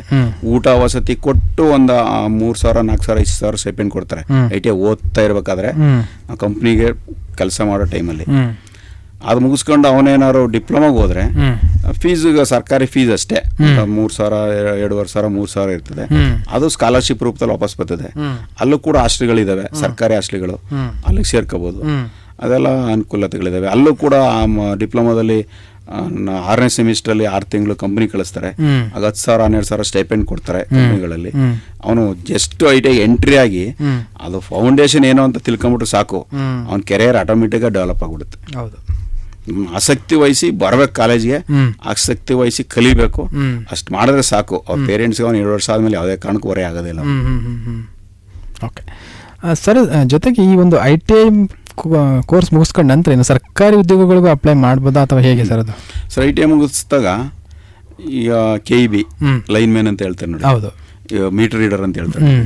ಈ KSRTCನಲ್ಲಿ ಟೆಕ್ನಿಷಿಯನ್ ಅಂತ ಹೇಳ್ತಾರೆ ನೋಡಿ. ರೈಲ್ವೆನಲ್ಲಿ ಟೆಕ್ನಿಷಿಯನ್ ಅಂತ ಹೇಳ್ತಾರೆ. ಈ ಕೋರ್ಸ್ಗಳಿಗೆಲ್ಲ ITIನೇ ಬೇಕು. ಒಂದು ಕಂಪ್ನಿಯಲ್ಲಿ 100 ಜನ ITI ಹೋಲ್ಡರ್ ಕೆಲಸ ಮಾಡಿದ್ರೆ 10 ಜನ ಡಿಪ್ಲೊಮಾದವ್ರು ಇರ್ತಾರೆ ಸೂಪರ್ವೈಸರ್ ಆಗಿ. ಒಬ್ಬ ಇಂಜಿನಿಯರ್ ಇರ್ತಾನೆ. ಅಂದರೆ ಒಬ್ಬ ಇಂಜಿನಿಯರಿಗೆ ಕೆಲಸ ಕೊಡ್ತಾರೆ ಒಂದು ಕಂಪ್ನಿಲಿ. 10 ಜನ ಡಿಪ್ಲೊಮಾ ಅವರು ಕೊಡ್ತಾರೆ, 100 ಜನ ITIನವ್ರು ಕೊಡ್ತಾರೆ. ಯಾಕೆಂದರೆ ಬೇಸಿಕ್ ವರ್ಕರು ITIನವರೇ, basic skill practical skill worker ITIನವರೇ, ಮ್ಯಾನುಫ್ಯಾಕ್ಚರಿಂಗ್ ವರ್ಕರ್ ITIನವರೇ, ಪ್ರೊಡಕ್ಷನ್ ವರ್ಕರ್ ITIನವರೇ, ಅವ್ರನ್ನ ಸೂಪರ್ವೈಸರ್ ಮಾಡೋನು ಡಿಪ್ಲೊಮಾ, ಅವ್ರಿಗೆ ಡಿಸೈನ್ ಮಾಡ್ಕೊಡೋನು ಇಂಜಿನಿಯರಿಂಗು. ಜಾಸ್ತಿ ಅವಕಾಶ ಯಾರಿಗೆ ಸಿಗುತ್ತೆ? ITIನವ್ರಿಗೆ ಸಿಗುತ್ತೆ. ಹಂಗಾಗಿ ಕಂಪ್ನಿಗಳಲ್ಲಿ ತುಂಬ ಅವಕಾಶಗಳಿದೆ. ಅದ್ರ ಜೊತೆಗೆ ಸರ್ಕಾರಿ ಸಂಸ್ಥೆಗಳಲ್ಲೂ ಕೂಡ ಹೇಳಿದ್ನಲ್ಲ, ರೈಲ್ವೆನಲ್ಲಿ, KSRTCನಲ್ಲಿ, KEBನಲ್ಲಿ ಇಂಥ ಸರ್ಕಾರಿ ಸಂಸ್ಥೆಗಳು ಎಲ್ಲೆಲ್ಲಿದ್ದಾವೆ ಅಲ್ಲೂ ಕೂಡ ಈ ತುಂಬ ಜನಗಳನ್ನು ಅವ್ರು ತಗೊಳ್ಳೇಬೇಕು. KEBನಲ್ಲಿ ಜನ ಬೇಕೇ ಬೇಕು, KPTCLಲ್ಲಿ ಜನ ಬೇಕೇ ಬೇಕು. ಅವರೆಲ್ಲ ಟೆಕ್ನಿಕಲ್ ಹೊಸ್ದಾಗಿ ಕಲ್ಸೋಕ್ಕೆ ಸಾಧ್ಯ ಇಲ್ಲ, ಕಲ್ತಿರೋರ್ಗೆ ತಗೋಬೇಕು. ಹಂಗಾಗಿ ಅವರು ITIನೇ ಪ್ರಿಫರ್ ಮಾಡ್ತಾರೆ. ಎಲ್ಲೇ ನೋಡಿ ITIನವರೇ ಜಾಸ್ತಿ ನಿಮಗೆ ಜಾಬಲ್ಲಿರೋದು. ಮತ್ತು ಅವನು KEBನಲ್ಲಿ ಮೀಟರ್ ರೀಡರ್ ಸೇರ್ಕೊಂಡಿರ್ತಾನೆ. ಒಂದು ಪ್ರಮೋಷನ್ ಆದರೆ ಡಿಪ್ಲೊಮಾ ಮಾಡ್ಕೊಂಡಿದ್ರೆ ಎಕ್ಸ್ಟರ್ನಲ್ ಪ್ರಮೋಷನ್ JE ಆಯ್ತಾನೆ, AEE ಆಯ್ತಾನೆ, AE ಆಯ್ತಾನೆ, DE ಆಯ್ತಾನೆ. ಅದೆಲ್ಲ ಅವಕಾಶಗಳು ಸರ್ಕಾರಿ ಸಂಸ್ಥೆಗಳಲ್ಲಿದೆ. ಸೆಂಟ್ರಲ್ ಗೌರ್ಮೆಂಟ್ ಇದೆ, ಸ್ಟೇಟ್ ಗೌರ್ಮೆಂಟ್ ಇದೆ. ITI ಸರ್ಟಿಫಿಕೇಟ್ ಅಂದರೆ ಈ ಸ್ಟೇಟ್ ವ್ಯಾಲಿಡಿಟಿ ಅಲ್ಲ, ನ್ಯಾಷನಲ್ ವ್ಯಾಲಿಡಿಟಿ. ಈಗ ನಾನು ಹೇಳಿದೆ NCVT ಅಂತೇಳಿ, ರಾಷ್ಟ್ರ ಮಟ್ಟದ ಪ್ರಮಾಣೀಕೃತ ಒಂದು ಸರ್ಟಿಫಿಕೇಟ್ ಅದು. ಅದರ ಮೇಲೆ ನೀವು ಸ್ಟೇಟ್ ಗೌರ್ಮೆಂಟ್ ಜಾಬ್ ಹಾಕ್ಬೋದು, ಸೆಂಟ್ರಲ್ ಗೌರ್ಮೆಂಟ್ ಜಾಬ್ ಹಾಕ್ಬೋದು, ಬೇರೆ ಸ್ಟೇಟಲ್ಲಿ ಯಾವ್ದಾಗ ಜಾಬು ಸೆಂಟ್ರಲ್ ಗೌರ್ಮೆಂಟ್ ಜಾಬ್ ಕಾಲ ಐತೆ ಅಂದ್ರೆ ಆ ಜಾಬ್ ಹಾಕ್ಬೋದು. ಈ ನ್ಯಾಷನಲ್ ಲೆವೆಲಲ್ಲಿ ಯಾವ್ದಾದ್ರು ಜಾಬ್ ಇದೆ ಅಲ್ಲಿಗೆ ಹೋಗ್ಬೋದು. ಆ ಸರ್ಟಿಫಿಕೇಟ್ ತೋರಿಸಿದ್ರೆ ಆಲ್ ಓವರ್ ವರ್ಲ್ಡ್ ಆ ಸರ್ಟಿಫಿಕೇಟ್ ವ್ಯಾಲ್ಯೂ ಇರುತ್ತೆ ITನಲ್ಲಿ. ಇದೆಷ್ಟೋ ಜನಕ್ಕೆ ಗೊತ್ತಿಲ್ಲ. ITI ಕರ್ನಾಟಕ ಮಾತ್ರ ಸೀಮಿತ ಅಲ್ಲ, ನ್ಯಾಷನಲ್ ಲೆವೆಲಲ್ಲಿ ಅದು ಅಪ್ಲಿಕೇಶನ್ ಆಗಿರುತ್ತೆ. ನಾವು ಹೆಂಗೆ CBSE ಅಂತ ಕರಿತೀವಿ, ಸ್ಕೂಲ್ಗಳು ಸೇರಿಸ್ಬೇಕಾದ್ರೆ ಮಕ್ಕಳಿಗೆ, ಮಕ್ಕಳು ಸ್ಟೇಟ್ CBSE ಅಂತಾರೆ. CBSE ಅಂದ್ರೆ ಏನೋ ವ್ಯಾಲ್ಯೂ ಅನ್ನೋ ಥರ ಯೋಚನೆ ಮಾಡ್ತಾರೆ. ಆ ಥರ ಇಲ್ಲಿ ITI ಅನ್ನೋದು NCVT ಸರ್ಟಿಫಿಕೇಟ್ ಅಂದರೆ ನ್ಯಾಷನಲ್ ಇಂಟರ್ನ್ಯಾಷನಲ್ ಲೆವೆಲ್ ವ್ಯಾಲಿಡಿಟಿ ಅಂತೇಳಿ ನಾವು ಕನ್ಸಿಡರ್ ಮಾಡಬೇಕು. ಅದಕ್ಕೆ ಮೇಲೆ ಜಾಬ್ ಆಪರ್ಚುನಿಟಿ ಜಾಸ್ತಿ ಇರುತ್ತೆ. ಓಕೆ, ಅಂದರೆ ಎಲ್ಲ ಥರ ಕೋರ್ಸ್ಗಳಿಗೂ ಕೂಡ ಈ ಒಂದು ಸರ್ಟಿಫಿಕೇಟ್ NCVTನೇ. ಓಕೆ ಸರ್, ಇದ್ರ ಜೊತೆಗೆ ಈಗ ವಿದ್ಯಾರ್ಥಿ ಅಂದರೆ ಮಹಿಳೆಯರಿಗೆ ಅಥವಾ ಹುಡುಗಿಯರಿಗೆ ಸಂಬಂಧಪಟ್ಟಂತೆ ಏನೇನು ಕೋರ್ಸ್ಗಳು ನಮ್ಮ ಕೋಟೆನಲ್ಲಿ ಲಭ್ಯ ಇದೆ? ಒಳ್ಳೆ ಕ್ವಶನ್ ಕೇಳಿದ್ರಿ. ಈ ವಿದ್ಯಾರ್ಥಿಗಳು ಹುಡುಗಿರೋಕ್ಕಿಂತ ಸಹ 33% ಎಲ್ಲದಕ್ಕೂ ರಿಸರ್ವೇಷನ್ ಇದೆ ಅವ್ರಿಗೆ, ಎಲ್ಲ ಟ್ರೇಡ್ಗಳಲ್ಲೂ. ಈಗ ನಾವು 100 ಜನ ಹುಡುಗರು ತಗೊಂಡ್ರೆ 33 ಜನ ಹೆಣ್ಮಕ್ಳು ತಗೊಳ್ಳೇಬೇಕು. ಅವ್ರಿಗೆ ಎಲ್ಲ ಕೋರ್ಸ್ಗಳನ್ನ ಮಾಡೋಕ್ಕೆ ಪ್ರಾವಿಷನ್ ಇದೆ ಅವ್ರಿಗೆ. ಬಟ್ ಅವ್ರೇನು ಯೋಚನೆ ಮಾಡ್ತಾರೆ, ಕಂಪ್ಯೂಟರ್ ಕೋರ್ಸ್ ಇದೆ ನಮ್ಮಲ್ಲಿ, ಕಂಪ್ಯೂಟರ್ ಆಪ್ರೇಟರ್ ಪ್ರೋಗ್ರಾಮಿಂಗ್ ಅಸಿಸ್ಟೆಂಟ್ ಅಂತೇಳಿ ಸ್ಪೆಸಿಫಿಕ್ ಆಗಿ ಹೆಣ್ಮಕ್ಳಿಗೆ ಈಸಿ ಕೋರ್ಸ್ ಅದು. ಅದು ಮಾಡಿಕೊಂಡ್ರೆ ಗೌರ್ಮೆಂಟ್ ಸೆಕ್ಟ್ರಲ್ಲಿ, ಸ್ಟೇಟ್ ಗೌರ್ಮೆಂಟು, ಸೆಂಟ್ರಲ್ ಗೌರ್ಮೆಂಟು ಮತ್ತು ಪ್ರೈವೇಟ್ ಸೆಕ್ಟ್ರಲ್ಲಿ ಡೇಟಾ ಎಂಟ್ರಿ ಆಪ್ರೇಟರ್ ಅಂತ ತಗೋತಾರೆ. ಅದರಲ್ಲಿ ಅವರು ಕಂಪ್ಯೂಟರ್ ಬಗ್ಗೆ ಕಲ್ತಿರ್ತಾರೆ, MS Word, Excel, PowerPoint, Tally ಇದೆಲ್ಲ ಕಲ್ತಿರ್ತಾರೆ. ಅಷ್ಟು ಕೋರ್ಸ್ 1 year ಮಾಡಿದ್ರೆ ಅವನಿಗೆ ಜಾಬ್ ಪ್ಲೇಸ್ಮೆಂಟ್ ಆಗುತ್ತೆ ಹೆಣ್ಮಕ್ಳಿಗೆ. ಅದು ಗಂಡು ಮಕ್ಳಿಗೂ ಕೊಡ್ತಾರೆ, ಹೆಣ್ಮಕ್ಳಿಗೂ ಕೊಡ್ತಾರೆ. ಮತ್ತು ಎಲೆಕ್ಟ್ರಿಷಿಯನ್ ಅಂತಿದೆ, ಹೆಣ್ಮಕ್ಳು ಮಾಡ್ಬೋದು ಅದನ್ನ. ಎಲೆಕ್ಟ್ರಿಷಿಯನ್ ಅದು 33% ರಿಸರ್ವೇಷನ್. ಅದು ಮುಗಿದ ತಕ್ಷಣ ಅವ್ರು ಹೊರಗಡೆ ಬಂದರೆ ಗೌರ್ಮೆಂಟ್ ಜಾಬ್ಗಳಿಗೆ ಅಪ್ಲೈ ಮಾಡ್ತಾರಲ್ಲ, ಮತ್ತು ಕಂಪ್ನಿಗಳಲ್ಲಿ 33% ಕೊಟ್ಟೆ ಕೊಡ್ತಾರೆ ಅವ್ರಿಗೆ. ಕೊಡಲೇಬೇಕು. ಈಗ ಇವತ್ತಿನ ರೂಲ್ ಪ್ರಕಾರ ಕಂಪ್ನಿಗಳಲ್ಲಿ ಹೆಣ್ಮಕ್ಳಿಗೂ 33% ಕೊಡಲೇಬೇಕು ಅಂತಾಗಿದೆ. ಗೌರ್ಮೆಂಟ್ ಸೆಕ್ಟರ್ಗೆ ಅಪ್ಲೈ ಮಾಡಿದಾಗ ಆ ಕೋಟಾ ಫಿಲ್ ಮಾಡಲೇಬೇಕು. ಆ ಕೋಟಾ ಇಲ್ಲ ಅಂದರೆ ಆ ಕೋಟಾ ವೇಸ್ಟೇ ಅದು. ಈಗ 100 ಜನ ಕಾಲ್ ಮಾಡಿದಾಗ 70 ಜನ ಹುಡುಗರು ಹಾಕಿದ್ರೆ ಅವರು 67 ಜನ ತಗೋತಾರೆ. ಇನ್ನು 33 ಸೀಟ್ ಖಾಲಿ ಉಳ್ಕತ್ತೆ. ಅವ್ರು 30 ಜನ ಇದ್ದಾರೆ ಅಂತ ಕೊಡಕ್ಕೆ ಬರಲ್ಲ. ಅದು 33 ಜನ ಹೆಣ್ಮಕ್ಳಿಗೆ ಕೊಡಬೇಕು. ಸೀಟ್ ಕೋಟೆ ಖಾಲಿ ಉಳ್ಕೊಂಡ್ರೆ ಖಾಲಿ ಹೋಯ್ಕೇನೆ. ಅಂಥ ಕೋಟಗಳು ಎಷ್ಟೋ ಡಿಪಾರ್ಟ್ಮೆಂಟ್ ಕಂಪ್ನಿಗಳಲ್ಲಿ ಖಾಲಿ ಉಳ್ಕೊಂಡ್ಬಿಡುತ್ತೆ. ಯಾಕೆಂದ್ರೆ ಓದಿರೋರೇ ಇರಲ್ಲ. ಒಂದ್ಸಲ RTOನಲ್ಲಿ ಏನೋ ಕಾಲ್ ಮಾಡಿದಾಗ, RTO ಇದಕ್ಕೆ ಕಾಲ್ ಮಾಡಿದಾಗ ಆಟೋಮೊಬೈಲ್ ಟೆಕ್ನಿಷಿಯನ್ಗೆ ಆಟೋಮೊಬೈಲ್ ಓದಿಲ್ಲದೆ ಇರೋರು ಇಲ್ಲ ಹೆಣ್ಮಕ್ಳುಗಳು. ಆ ಕೋಟಾ ಖಾಲಿ ಉಳ್ಕೋತ. ಆಮೇಲೆ ಸುಮಾರು ಜನ ಸೇರ್ಕೊಂಡ್ರು, ಅವ್ರಿಗೆಲ್ಲ ಜಾಬ್ ಸಿಕ್ತು. ITನಲ್ಲಿ ಮೆಕ್ಯಾನಿಕಲ್ ಟ್ರೇಡ್ ಅಂತ ಹೇಳ್ತೀವಲ್ಲ, ಫಿಟ್ ಟ್ರೇಡ್ ಅಂತ ಹೇಳ್ತೀವಲ್ಲ, ಮೈಸೂರು ಬೆಂಗಳೂರುಗಳೆಲ್ಲ ಹೆಣ್ಮಕ್ಳು ಕೂಡ ಫಿಟ್ ಟ್ರೇಡಲ್ಲಿ ಇರ್ತಾರೆ. ಯಾಕೆ ಅಂದರೆ ಆ ಕೋಟಾದಲ್ಲಿ ಅವ್ರಿಗೆ ಜಾಬ್ ಸಿಗುತ್ತೆ. ಅದನ್ನು ಅವರು ಸ್ಟಾರ್ಟಿಂಗಲ್ಲೇ ಸ್ವಲ್ಪ ಯೋಚನೆ ಮಾಡಿ ಸೇರ್ಕೊಂಡ್ಬಿಟ್ರೆ ಅದು. ಈಗ KPTCL ಫಿಟ್ರವ್ರು ಇದ್ದಾರೆ, KVನಲ್ಲಿ ಫಿಟ್ರವ್ರು ಇದ್ದಾರೆ, ರೈಲ್ವೆನಲ್ಲಿ ಫಿಟ್ರವ್ರು ಇದ್ದಾರೆ, KSRTC ಫಿಟ್ರ್ ಇದ್ದಾರೆ ಹೆಣ್ಮಕ್ಳು. ಅವ್ರಿಗೆ ಅಲ್ಲಿ ಹೋದಾಗ ಸ್ವಲ್ಪ ಅವ್ರೇನು ಕೆಲಸ ಮಾಡೋಕ್ಕೆ ಸಾಧ್ಯ ಅಂತ ಹಾರ್ಡ್ ವರ್ಕ್ ಕೊಡೋದಿಲ್ಲ. ಏನು ಕೆಲಸ ಮಾಡೋಕ್ಕೆ ಸಾಧ್ಯ ಅಂತ ಕೆಲಸಗಳನ್ನು ಕೊಡ್ತಾರೆ ಕಂಪ್ನಿಗಳಲ್ಲಿ. ಈ KVನಲ್ಲಿ ಹೋದಾಗ ಅವನಿಗೆ ಕಂಬಗಾತ ಕೊಡಲ್ಲ, ಅವ್ರಿಗೆ ಮೀಟರ್ ರೀಡ್ ಮಾಡೋದು ಕೊಡ್ತಾರೆ, ಆಫೀಸಲ್ಲಿ ವರ್ಕ್ ಮಾಡೋಂಥ ಕೆಲಸ ಕೊಡ್ತಾರೆ. ಇವ್ರೇನು ಅನ್ಕೊಂಡ್ಬಿಡ್ತಾರೆ, ನಾನು KV ಹೋಗ್ಬಿಟ್ರೆ ಕಂಬಗಾತ ಬೇಕನೋ ಎಲೆಕ್ಟ್ರಿಕಲ್ ಮಾಡ್ಬಿಟ್ರೆ ಅಂತಾರೆ. ಬಟ್ ಹೆಣ್ಮಕ್ಳು ಅವರು ಶಾರೀರಿಕವಾಗಿ ಅವ್ರು ಏನು ಕೆಲಸ ಮಾಡಬಲ್ಲರು ಆ ಕೆಲಸವನ್ನು ಸರ್ಕಾರ ಪರಿಗಣಿಸಿ ಕೊಡುತ್ತೆ. ಬಟ್ ಮ್ಯಾಂಡೇಟರಿ ರಿಸರ್ವೇಷನಲ್ಲಿ ಅವ್ರನ್ನ ಅಬ್ಸರ್ವ್ ಮಾಡುತ್ತೆ. ಓಕೆ ಸರ್, ಈಗ 1 ವರ್ಷದ ಕೋರ್ಸ್ಗಳಂತ ಬಂದಾಗ ITನಲ್ಲಿ ಯಾವ್ಯಾವುದು 1 ವರ್ಷದ ಕೋರ್ಸ್ಗಳಿದೆ ಸರ್? ಅದು ಹೇಳಿದೆ ಸರ್, HCಕೋಟೆನಲ್ಲಿ ಒಂದು ಕೋರ್ಸ್ ಇದೆ, ಕಂಪ್ಯೂಟರ್ ಆಪ್ರೇಟರ್ ಪ್ರೋಗ್ರಾಮಿಂಗ್ ಅಸಿಸ್ಟೆಂಟ್ ಅಂತೇಳಿ ಒಂದು ಕೋರ್ಸ್ ಇದೆ. ಅದು ಕಂಪ್ಯೂಟರ್ ಸಂಬಂಧಪಟ್ಟಂಗೆ. ಮತ್ತು ಇತ್ತೀಚೆಗೆ ಟಾಟಾ ಸಹಭಾಗಿತ್ವದಲ್ಲಿ ಸ್ಟಾರ್ಟ್ ಆಗಿರ್ತಕ್ಕಂಥ ಒಂದು ಕೋರ್ಸು ಮ್ಯಾನುಫ್ಯಾಕ್ಚರಿಂಗ್. ಇದು ಟಾಟಾ ಅಂತ ಹೇಳಿದ್ನಲ್ಲ, ಈಗ 150 ITಗಳಲ್ಲಿ ಗೌರ್ಮೆಂಟಲ್ಲಿ ಟಾಟಾ ಇದೆ ಅಂತ ಹೇಳಿದ್ನಲ್ಲ, ಅದರಲ್ಲಿ industrial robotics and digital manufacturing technician ಅಂತೇಳಿ 1 year ಕೋರ್ಸು ITನಲ್ಲಿದೆ. ಮತ್ತು ಇಂಜಿನಿಯರಿಂಗ್ ಡಿಸೈನ್ ಟೆಕ್ನಿಷಿಯನ್ ಅಂತ 1 year ಕೋರ್ಸ್ ಇದೆ ನಮ್ಮ HCಕೋಟೆ ITನಲ್ಲಿ.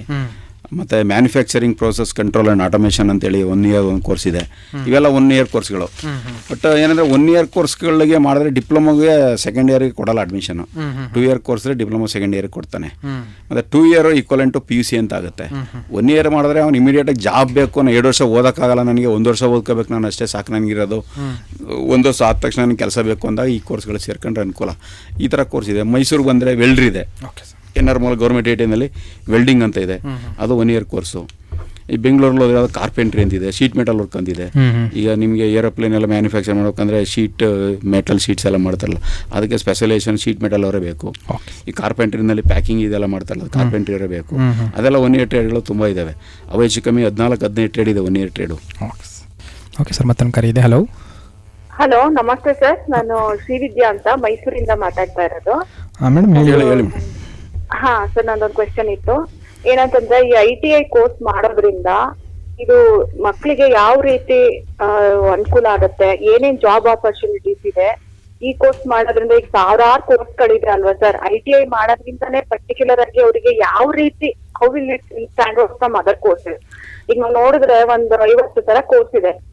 ಇದನ್ನೇ ಮಾಡಿದ್ರೆ ಏನ್ ಆಪರ್ಚುನಿಟಿ ಜೊತೆ ಏನ್ ಈ ಕೋರ್ಸ್ ಇಂದು ವಿಶೇಷತೆ ಏನು ಅಂತ ತಿಳ್ಕೊಳ್ತಾರೆ ಮೇಡಮ್. ಈಗ ಜಾಸ್ತಿ ಪ್ರಚಲಿತವಾಗಿ ಜಾಬ್ ಸಿಕ್ಕಂಥ ಕೋರ್ಸ್ಗಳಂದರೆ ನಾವು ಅಬ್ಸರ್ವ್ ಮಾಡಿರ್ತಕ್ಕಂಥದ್ದು, ಯಾವುದೇ ಕಂಪ್ನಿಗೆ ಹೋದರೆ ಅಥವಾ ಯಾವುದೇ ಸರ್ಕಾರೇತರ ಸ್ಟೇಟ್ ಗೌರ್ಮೆಂಟು ಮತ್ತು ಸೆಂಟ್ರಲ್ ಗೌರ್ಮೆಂಟ್ ಆ ಥರ ಹೋದಾಗ ಜಾಸ್ತಿ ಕಾಲ್ ಮಾಡೋಂಥದ್ದು ತಗೊಳ್ಳೋಂಥದ್ದು ಎಲೆಕ್ಟ್ರಿಷಿಯನ್ ತಗೋತಾರೆ, ಎಲೆಕ್ಟ್ರಾನಿಕ್ ಮೆಕ್ಯಾನಿಕ್ ತಗೋತಾರೆ, ಫಿಟ್ರ್ ತಗೋತಾರೆ, ಆಯ್ತಾ ಕಂಪ್ಯೂಟರ್ ಆಪ್ರೇಟರ್ ಅಂತ ತಗೋತಾರೆ.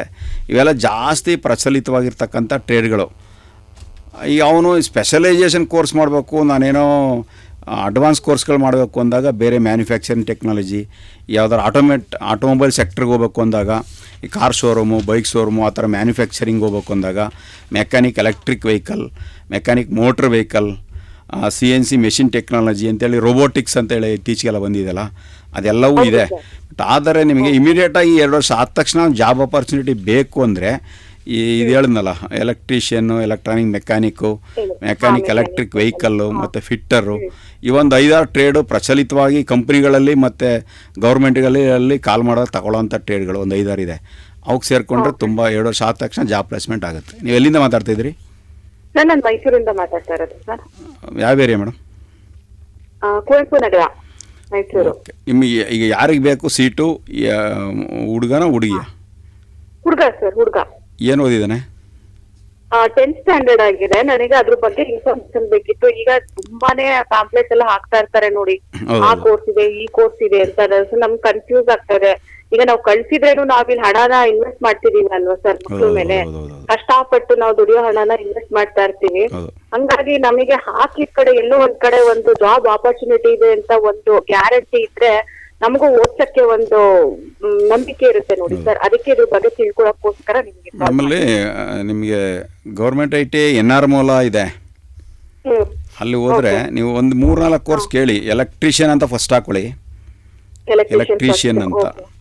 ಅದಕ್ಕೆ ಕನ್ನಡದಲ್ಲಿ ವಿದ್ಯುತ್ ಕರ್ಮಿ ಅಂತ ಕರಿತೀವಿ. KEBಲೆಲ್ಲ ಅಪಾಯಿಂಟ್ಮೆಂಟ್ ಆಗುತ್ತೆ, ಕಂಪ್ನಿಗಳಲ್ಲಿ ಎಲೆಕ್ಟ್ರಿಷಿಯನ್ ಅಪಾಯಿಂಟ್ಮೆಂಟ್ ಆಗುತ್ತೆ. ಎಲೆಕ್ಟ್ರಾನಿಕ್ಸ್ ಮೆಕ್ಯಾನಿಕ್ ಅಂತ ಇದೆ, ಎಲೆಕ್ಟ್ರಾನಿಕ್ಸ್ ಮೆಕ್ಯಾನಿಕ್ ಅಂತೇಳಿ, ಅದನ್ನು ಹಾಕ್ಕೊಳ್ಳಿ. ಅದನ್ನು ಹಾಕ್ಕೊಂಡ್ರೆ ಕಂಪ್ನಿಗಳಲ್ಲಿ ಅಪಾಯಿಂಟ್ಮೆಂಟ್ ಆಗುತ್ತೆ, ಮತ್ತು government, central government sector, state government sector appointment ಆಗುತ್ತೆ. ಫಿಟ್ಟರ್ ಅಂತ ಇದೆ, ಅದನ್ನು ಹಾಕ್ಕೊಳ್ಳಿ, ಫಿಟ್ಟರ್ ಅಂತ. ಆ ಥರ ಒಂದು ಮೆಕ್ಯಾನಿಕ್ ಎಲೆಕ್ಟ್ರಿಕ್ ವೆಹಿಕಲ್ ಅಂತ ಇದೆ. ಅವ್ನಿಗೇನಾದ್ರು ಈ ಕಾರ್ ಬಗ್ಗೆ ಮತ್ತು ಬೈಕ್ ಬಗ್ಗೆ ಅದ್ರ ಸ್ವಲ್ಪ ಆಸಕ್ತಿ ಇದೆ ಅಂದರೆ, ಆ ಮೆಕ್ಯಾನಿಸಮ್ ಬಗ್ಗೆ ಆಸಕ್ತಿ ಇದೆ ಅಂದರೆ ಮೆಕ್ಯಾನಿಕ್ ಎಲೆಕ್ಟ್ರಿಕ್ ವೆಹಿಕಲ್ ಅಂತ ಇದೆ, ಅದನ್ನು ಹಾಕ್ಕೊಳ್ಳಿ. ಒಂದು 4 ಟ್ರೇಡ್ ಹಾಕ್ಕೊಳ್ಳಿ. ನಿಮಗೆ ಹತ್ತಿರ ಬೇಕು ಅಂದರೆ ಅಗ್ರಾರದಲ್ಲಿ ಒಂದು ಮೈಸೂರು 8 ಅಂತ ಇದೆ, ಅಲ್ಲಿ ಶ್ರೀಕಂಠೇಶ್ವರ ಭವನ ಅಂತ ಇದೆ, ಅಲ್ಲಿ ಒಂದು ITI ಇದೆ. ಅಲ್ಲಿ ಫಿಟ್ಟರ್ ಮತ್ತು ಎಲೆಕ್ಟ್ರಿಷಿಯನ್ ಇದೆ. ಅಲ್ಲಿ ಪ್ರಿನ್ಸಿಪಾಲ್ ಮುರಳೀಧರ್ ಅಂತ ಇರ್ತಾರೆ, ಸಿದ್ದೇಶ್ ಅಂತ ಇರ್ತಾರೆ, ಅವ್ರು ಭೇಟಿ ಮಾಡಿ. ಮತ್ತು ಮೈಸೂರು NR ಮೂಲಕ್ಕೆ ಹೋದರೆ ನಿಮಗೆ ಜಾಸ್ತಿ ಟ್ರೇಡ್ಗಳಿದ್ದಾವೆ. ಒಂದೇ ಅಪ್ಲಿಕೇಶನ್ ಹಾಕಿದ್ರೆ ನಿಮ್ಗೆ ಸಾಕು. ಒಂದೇ ಅಪ್ಲಿಕೇಶನ್ ಹಾಕ್ಬಿಟ್ಟು ಯಾವ ITIಗಳು ಬೇಕು ನಿಮ್ಗೆ ನಿಯರೆಸ್ಟ್ ಮೈಸೂರಲ್ಲಿ 4-5 ITI ಇದ್ದಾವೆ. ಅದೆಲ್ಲ ಲಿಸ್ಟ್ ಕೊಟ್ಟಿರ್ತಾರೆ. ನಿಮ್ಗೆ ನಿಯರೆಸ್ಟ್ ITIನ ಪ್ರಿಯಾರಿಟಿ ವೈಸ್ ಚಾಯ್ಸ್ ಮಾಡ್ಕೊಳ್ಳಿ. ಮತ್ತು ಒಂದು 4 ಟ್ರೇಡ್ ಹೇಳಿದ್ನಲ್ಲ ಈಗ, ಅದನ್ನು ಪ್ರಿಯಾರಿಟಿ ವೈಸ್ ಫಸ್ಟ್ ಯಾವ್ದು ಬೇಕು, ಸೆಕೆಂಡ್ ಯಾವ್ದು ಬೇಕು ಅಂತ ಚಾಯ್ಸ್ ಮಾಡ್ಕೊಳ್ಳಿ. ಅದು ಪ್ರಿಯಾರಿಟಿ ಸಿಗುತ್ತೆ. 4 ಟ್ರೇಡ್ ಮಾಡಿದ್ರೆ ನಿಮ್ಗೆ 2 ವರ್ಷ ಆದ ತಕ್ಷಣ ಕೆಲಸ ಗ್ಯಾರಂಟಿ ನಿಮ್ಗೆ ಸಿಕ್ಕೇ ಸಿಗುತ್ತೆ. ಆಮೇಲೆ ಬೇಕಾದ್ರೆ ಅವನು ಡಿಪ್ಲೊಮಾ ಮಾಡೋದು, ಜಾಬ್ ಹೋಗೋದು, ಅವನು ಮುಂದೆ ಅವ್ನ ಮೈಂಡ್ ಮೆಚೂರ್ ಆದಮೇಲೆ ಅವನು ಡಿಸೈಡ್ ಮಾಡ್ಕೊಳ್ಳಿ ಏನು ಅಂತ. ಬಟ್ ಅವ್ನು ಕೇಳಿ ಒಂದ್ಸಲ ಆಸಕ್ತಿ ಯಾವುದಿದೆ ಅದಕ್ಕೆ ಸೇರಿಸಿ. ಒಂದ್ಸಲ ಒಳಗಡೆ ಹೋದಾಗ ITIಗೆ ಹೋಗಿ ಸೆಕ್ಷನ್ಗಳನ್ನ ನೋಡಿ, ಒಳಗಡೆ ಡಿಪಾರ್ಟ್ಮೆಂಟ್ಗಳಿಗೆ ಹೋಗಿ ಒಂದು ವಿಸಿಟ್ ಮಾಡಿ. ಆ ವಿಸಿಟ್ ಮಾಡಿ ಇಲ್ಲಿ ಏನೇನು ವರ್ಕ್ ನಡೀತಾ ಇರುತ್ತೆ ನಿಮ್ಗೆ ಲೈವ್ ಆಗಿ ನೋಡ್ತೀರಾ. ನಿಮ್ಮ ಹುಡುಗನೂ ನೋಡ್ತಾನೆ, ಅವನು ಕರ್ಕೊಂಡೋಗಿ ಅವನಿಗೆ ಅದರಲ್ಲಿ ಯಾವುದಕ್ಕೆ ಆಸಕ್ತಿ ಅಂತ ಅವನು ಅನಿಸುತ್ತೆ ಅದನ್ನು ಸೇರ್ಕೊಳ್ಳಿ, ಅವನಿಗೆ ಅನುಕೂಲ ಆಗುತ್ತೆ.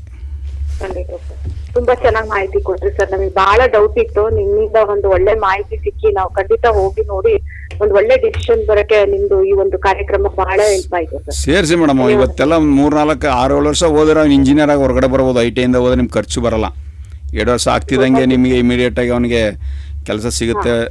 ಒಂದು 12-15 ಸಾವಿರ ರೂಪಾಯಿ ಜಾಸ್ತಿ ಸಿಗುತ್ತೆ. ಆಮೇಲೆ ಎಕ್ಸ್ಟರ್ನಲ್ ಆಗಿ ಡಿಪ್ಲೊಮೊ ಮಾಡ್ಕೊಂಡೋದ್ರೆ ನಿಮ್ಗೆ ಖರ್ಚೇ ಬರೋಲ್ಲ. 2 ವರ್ಷ ಏನು ಓದಿಸ್ತೀರಿ ಅಷ್ಟೇ. ಆಮೇಲೆ ನಿಮಗೆ ಅವನ ಜೀವನ ರೂಪಿಸ್ಕೊಂಡ್ಬಿಡ್ತಾನೆ, ನಿಮಗೆ ಬರ್ಡನೇ ಆಗೋಲ್ಲ. ಅದಕ್ಕೆ ಪಿ ಯು ಸಿಗೆ ಹೋಗೋರ ಬದಲು ನೀವು ಇಲ್ಲಿಗೆ ಹೋದರೆ ಇವ್ರಿಗೆ equal to P U C, ಇದು equal to P U C ಮತ್ತು ಡಿಪ್ಲೊಮೊಗೆ ಹೋಗ್ಬೋದು, ಡಿಗ್ರಿಗೆ ಹೋಗ್ಬೋದು. ಆಪರ್ಚುನಿಟಿ ಇದೆ. ಅದನ್ನು ಸರಿಯಾಗಿ ಕೇಳಿಕೊಂಡ್ರೆ ಅವರು ಅದನ್ನು ಹುಡುಗರು ಸರಿ ಕೇಳಿಸ್ಕೊಂಡ್ರೆ, ಅರ್ಥ ಮಾಡಿಕೊಂಡ್ರೆ ಅವರು ಟೈಮ್ ವೇಸ್ಟ್ ಮಾಡಲ್ಲ, ಮತ್ತು ಹಣ ವೇಸ್ಟ್ ಆಗಲ್ಲ, ಎಲ್ಲ ಥರದಲ್ಲಿ ಅನುಕೂಲ ಆಗುತ್ತೆ. ಎಲ್ಲ ತರದಲ್ಲೂ ಅನುಕೂಲ ಆಗುತ್ತೆ. ಹೌದು, ಇದು equivalent to PUC. Equivalent to P U C, ಹೌದು.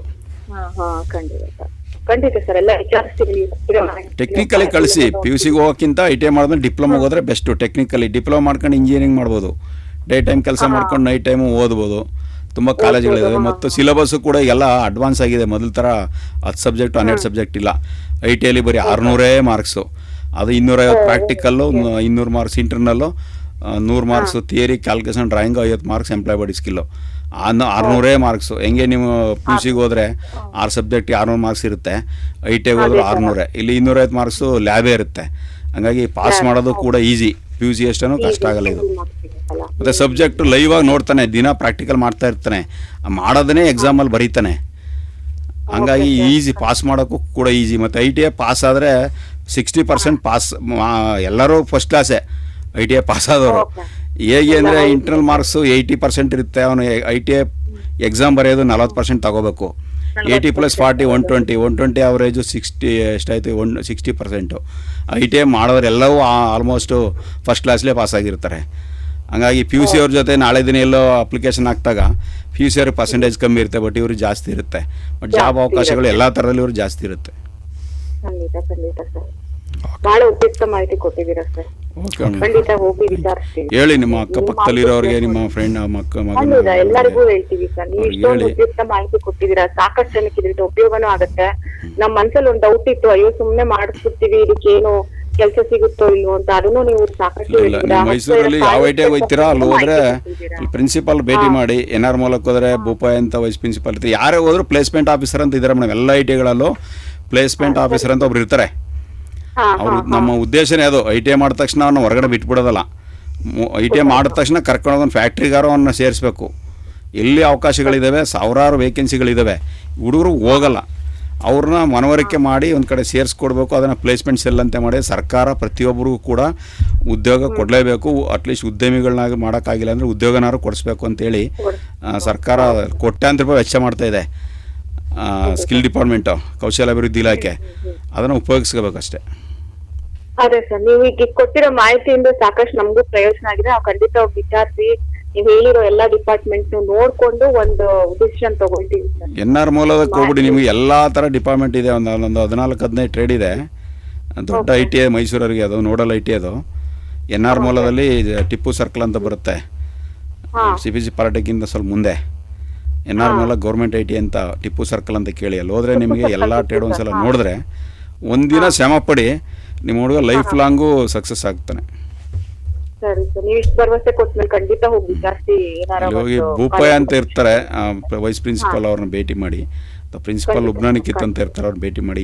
ಎಲ್ಲರೂ ITI ಎಲ್ಲರೂ ನಾವು ಸರ್ಕಾರಿ ಕೆಲಸದಲ್ಲೇ ಇರೋದು ಆಯಿತಾ. ಹಂಗಾಗಿ ನಿಮಗೆ ಏನು ಪ್ರಾಮಾಣಿಕವಾಗಿ ಏನು ದೊರಕಬೇಕು, ಸರ್ಕಾರ ಏನು ಖರ್ಚು ಮಾಡ್ತಾ ಇದೆ, ನಾವು ಕೂಡ ಸರ್ಕಾರದ ನೋಡಲೇ ಇದ್ದೀವಿ. ಹಂಗಾಗಿ ನಿಮ್ಮಂಥವ್ರಿಗೆ ಅನುಕೂಲ ಮಾಡಿಕೊಡೋಕ್ಕೆ ನಾವು ಇರೋದು, ಅದನ್ನು ಉಪಯೋಗಿಸ್ಕೊಳ್ಳಿ ಮೇಡಮ್.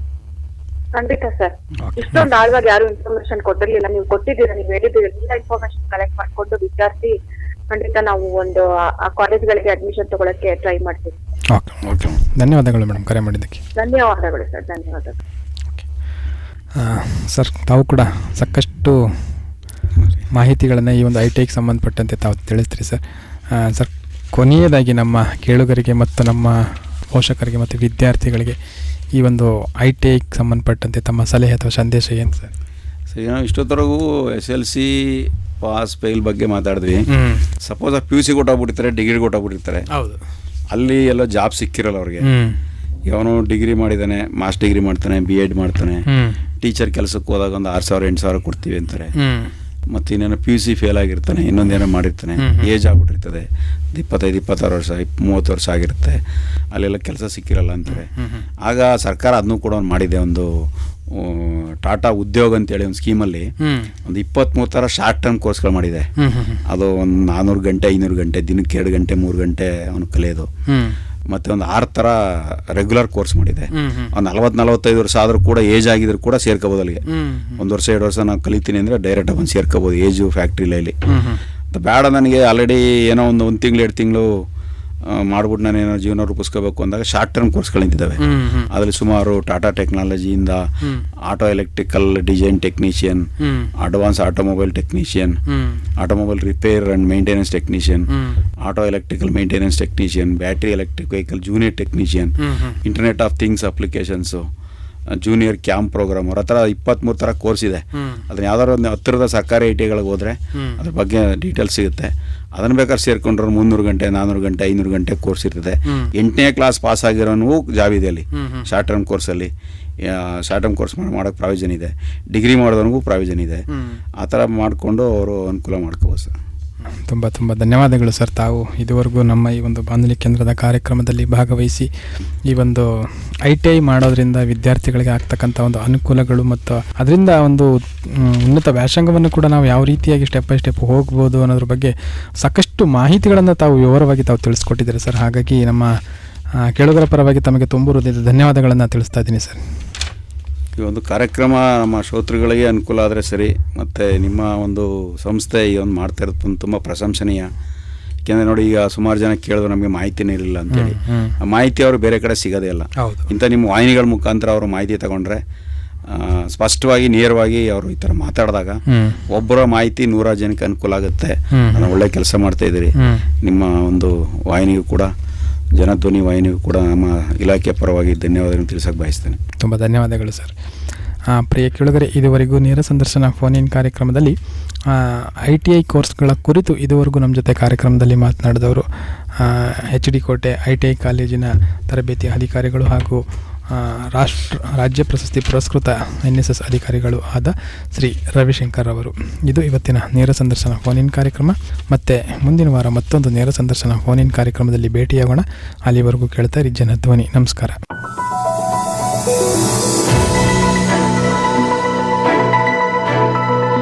ಸೇತುವೆ ಸರ್ಕಾರಿ ಅಧಿಕಾರಿಗಳ ಜೊತೆಗಿನ ನೇರ ಸಂದರ್ಶನ ಫೋನ್ ಇನ್ ಕಾರ್ಯಕ್ರಮ. ಕಾರ್ಯಕ್ರಮದ ಪ್ರಾಯೋಜಕರು ಜನಧ್ವನಿ ಸಮುದಾಯ ರೇಡಿಯೋ ಸರಗೂರು.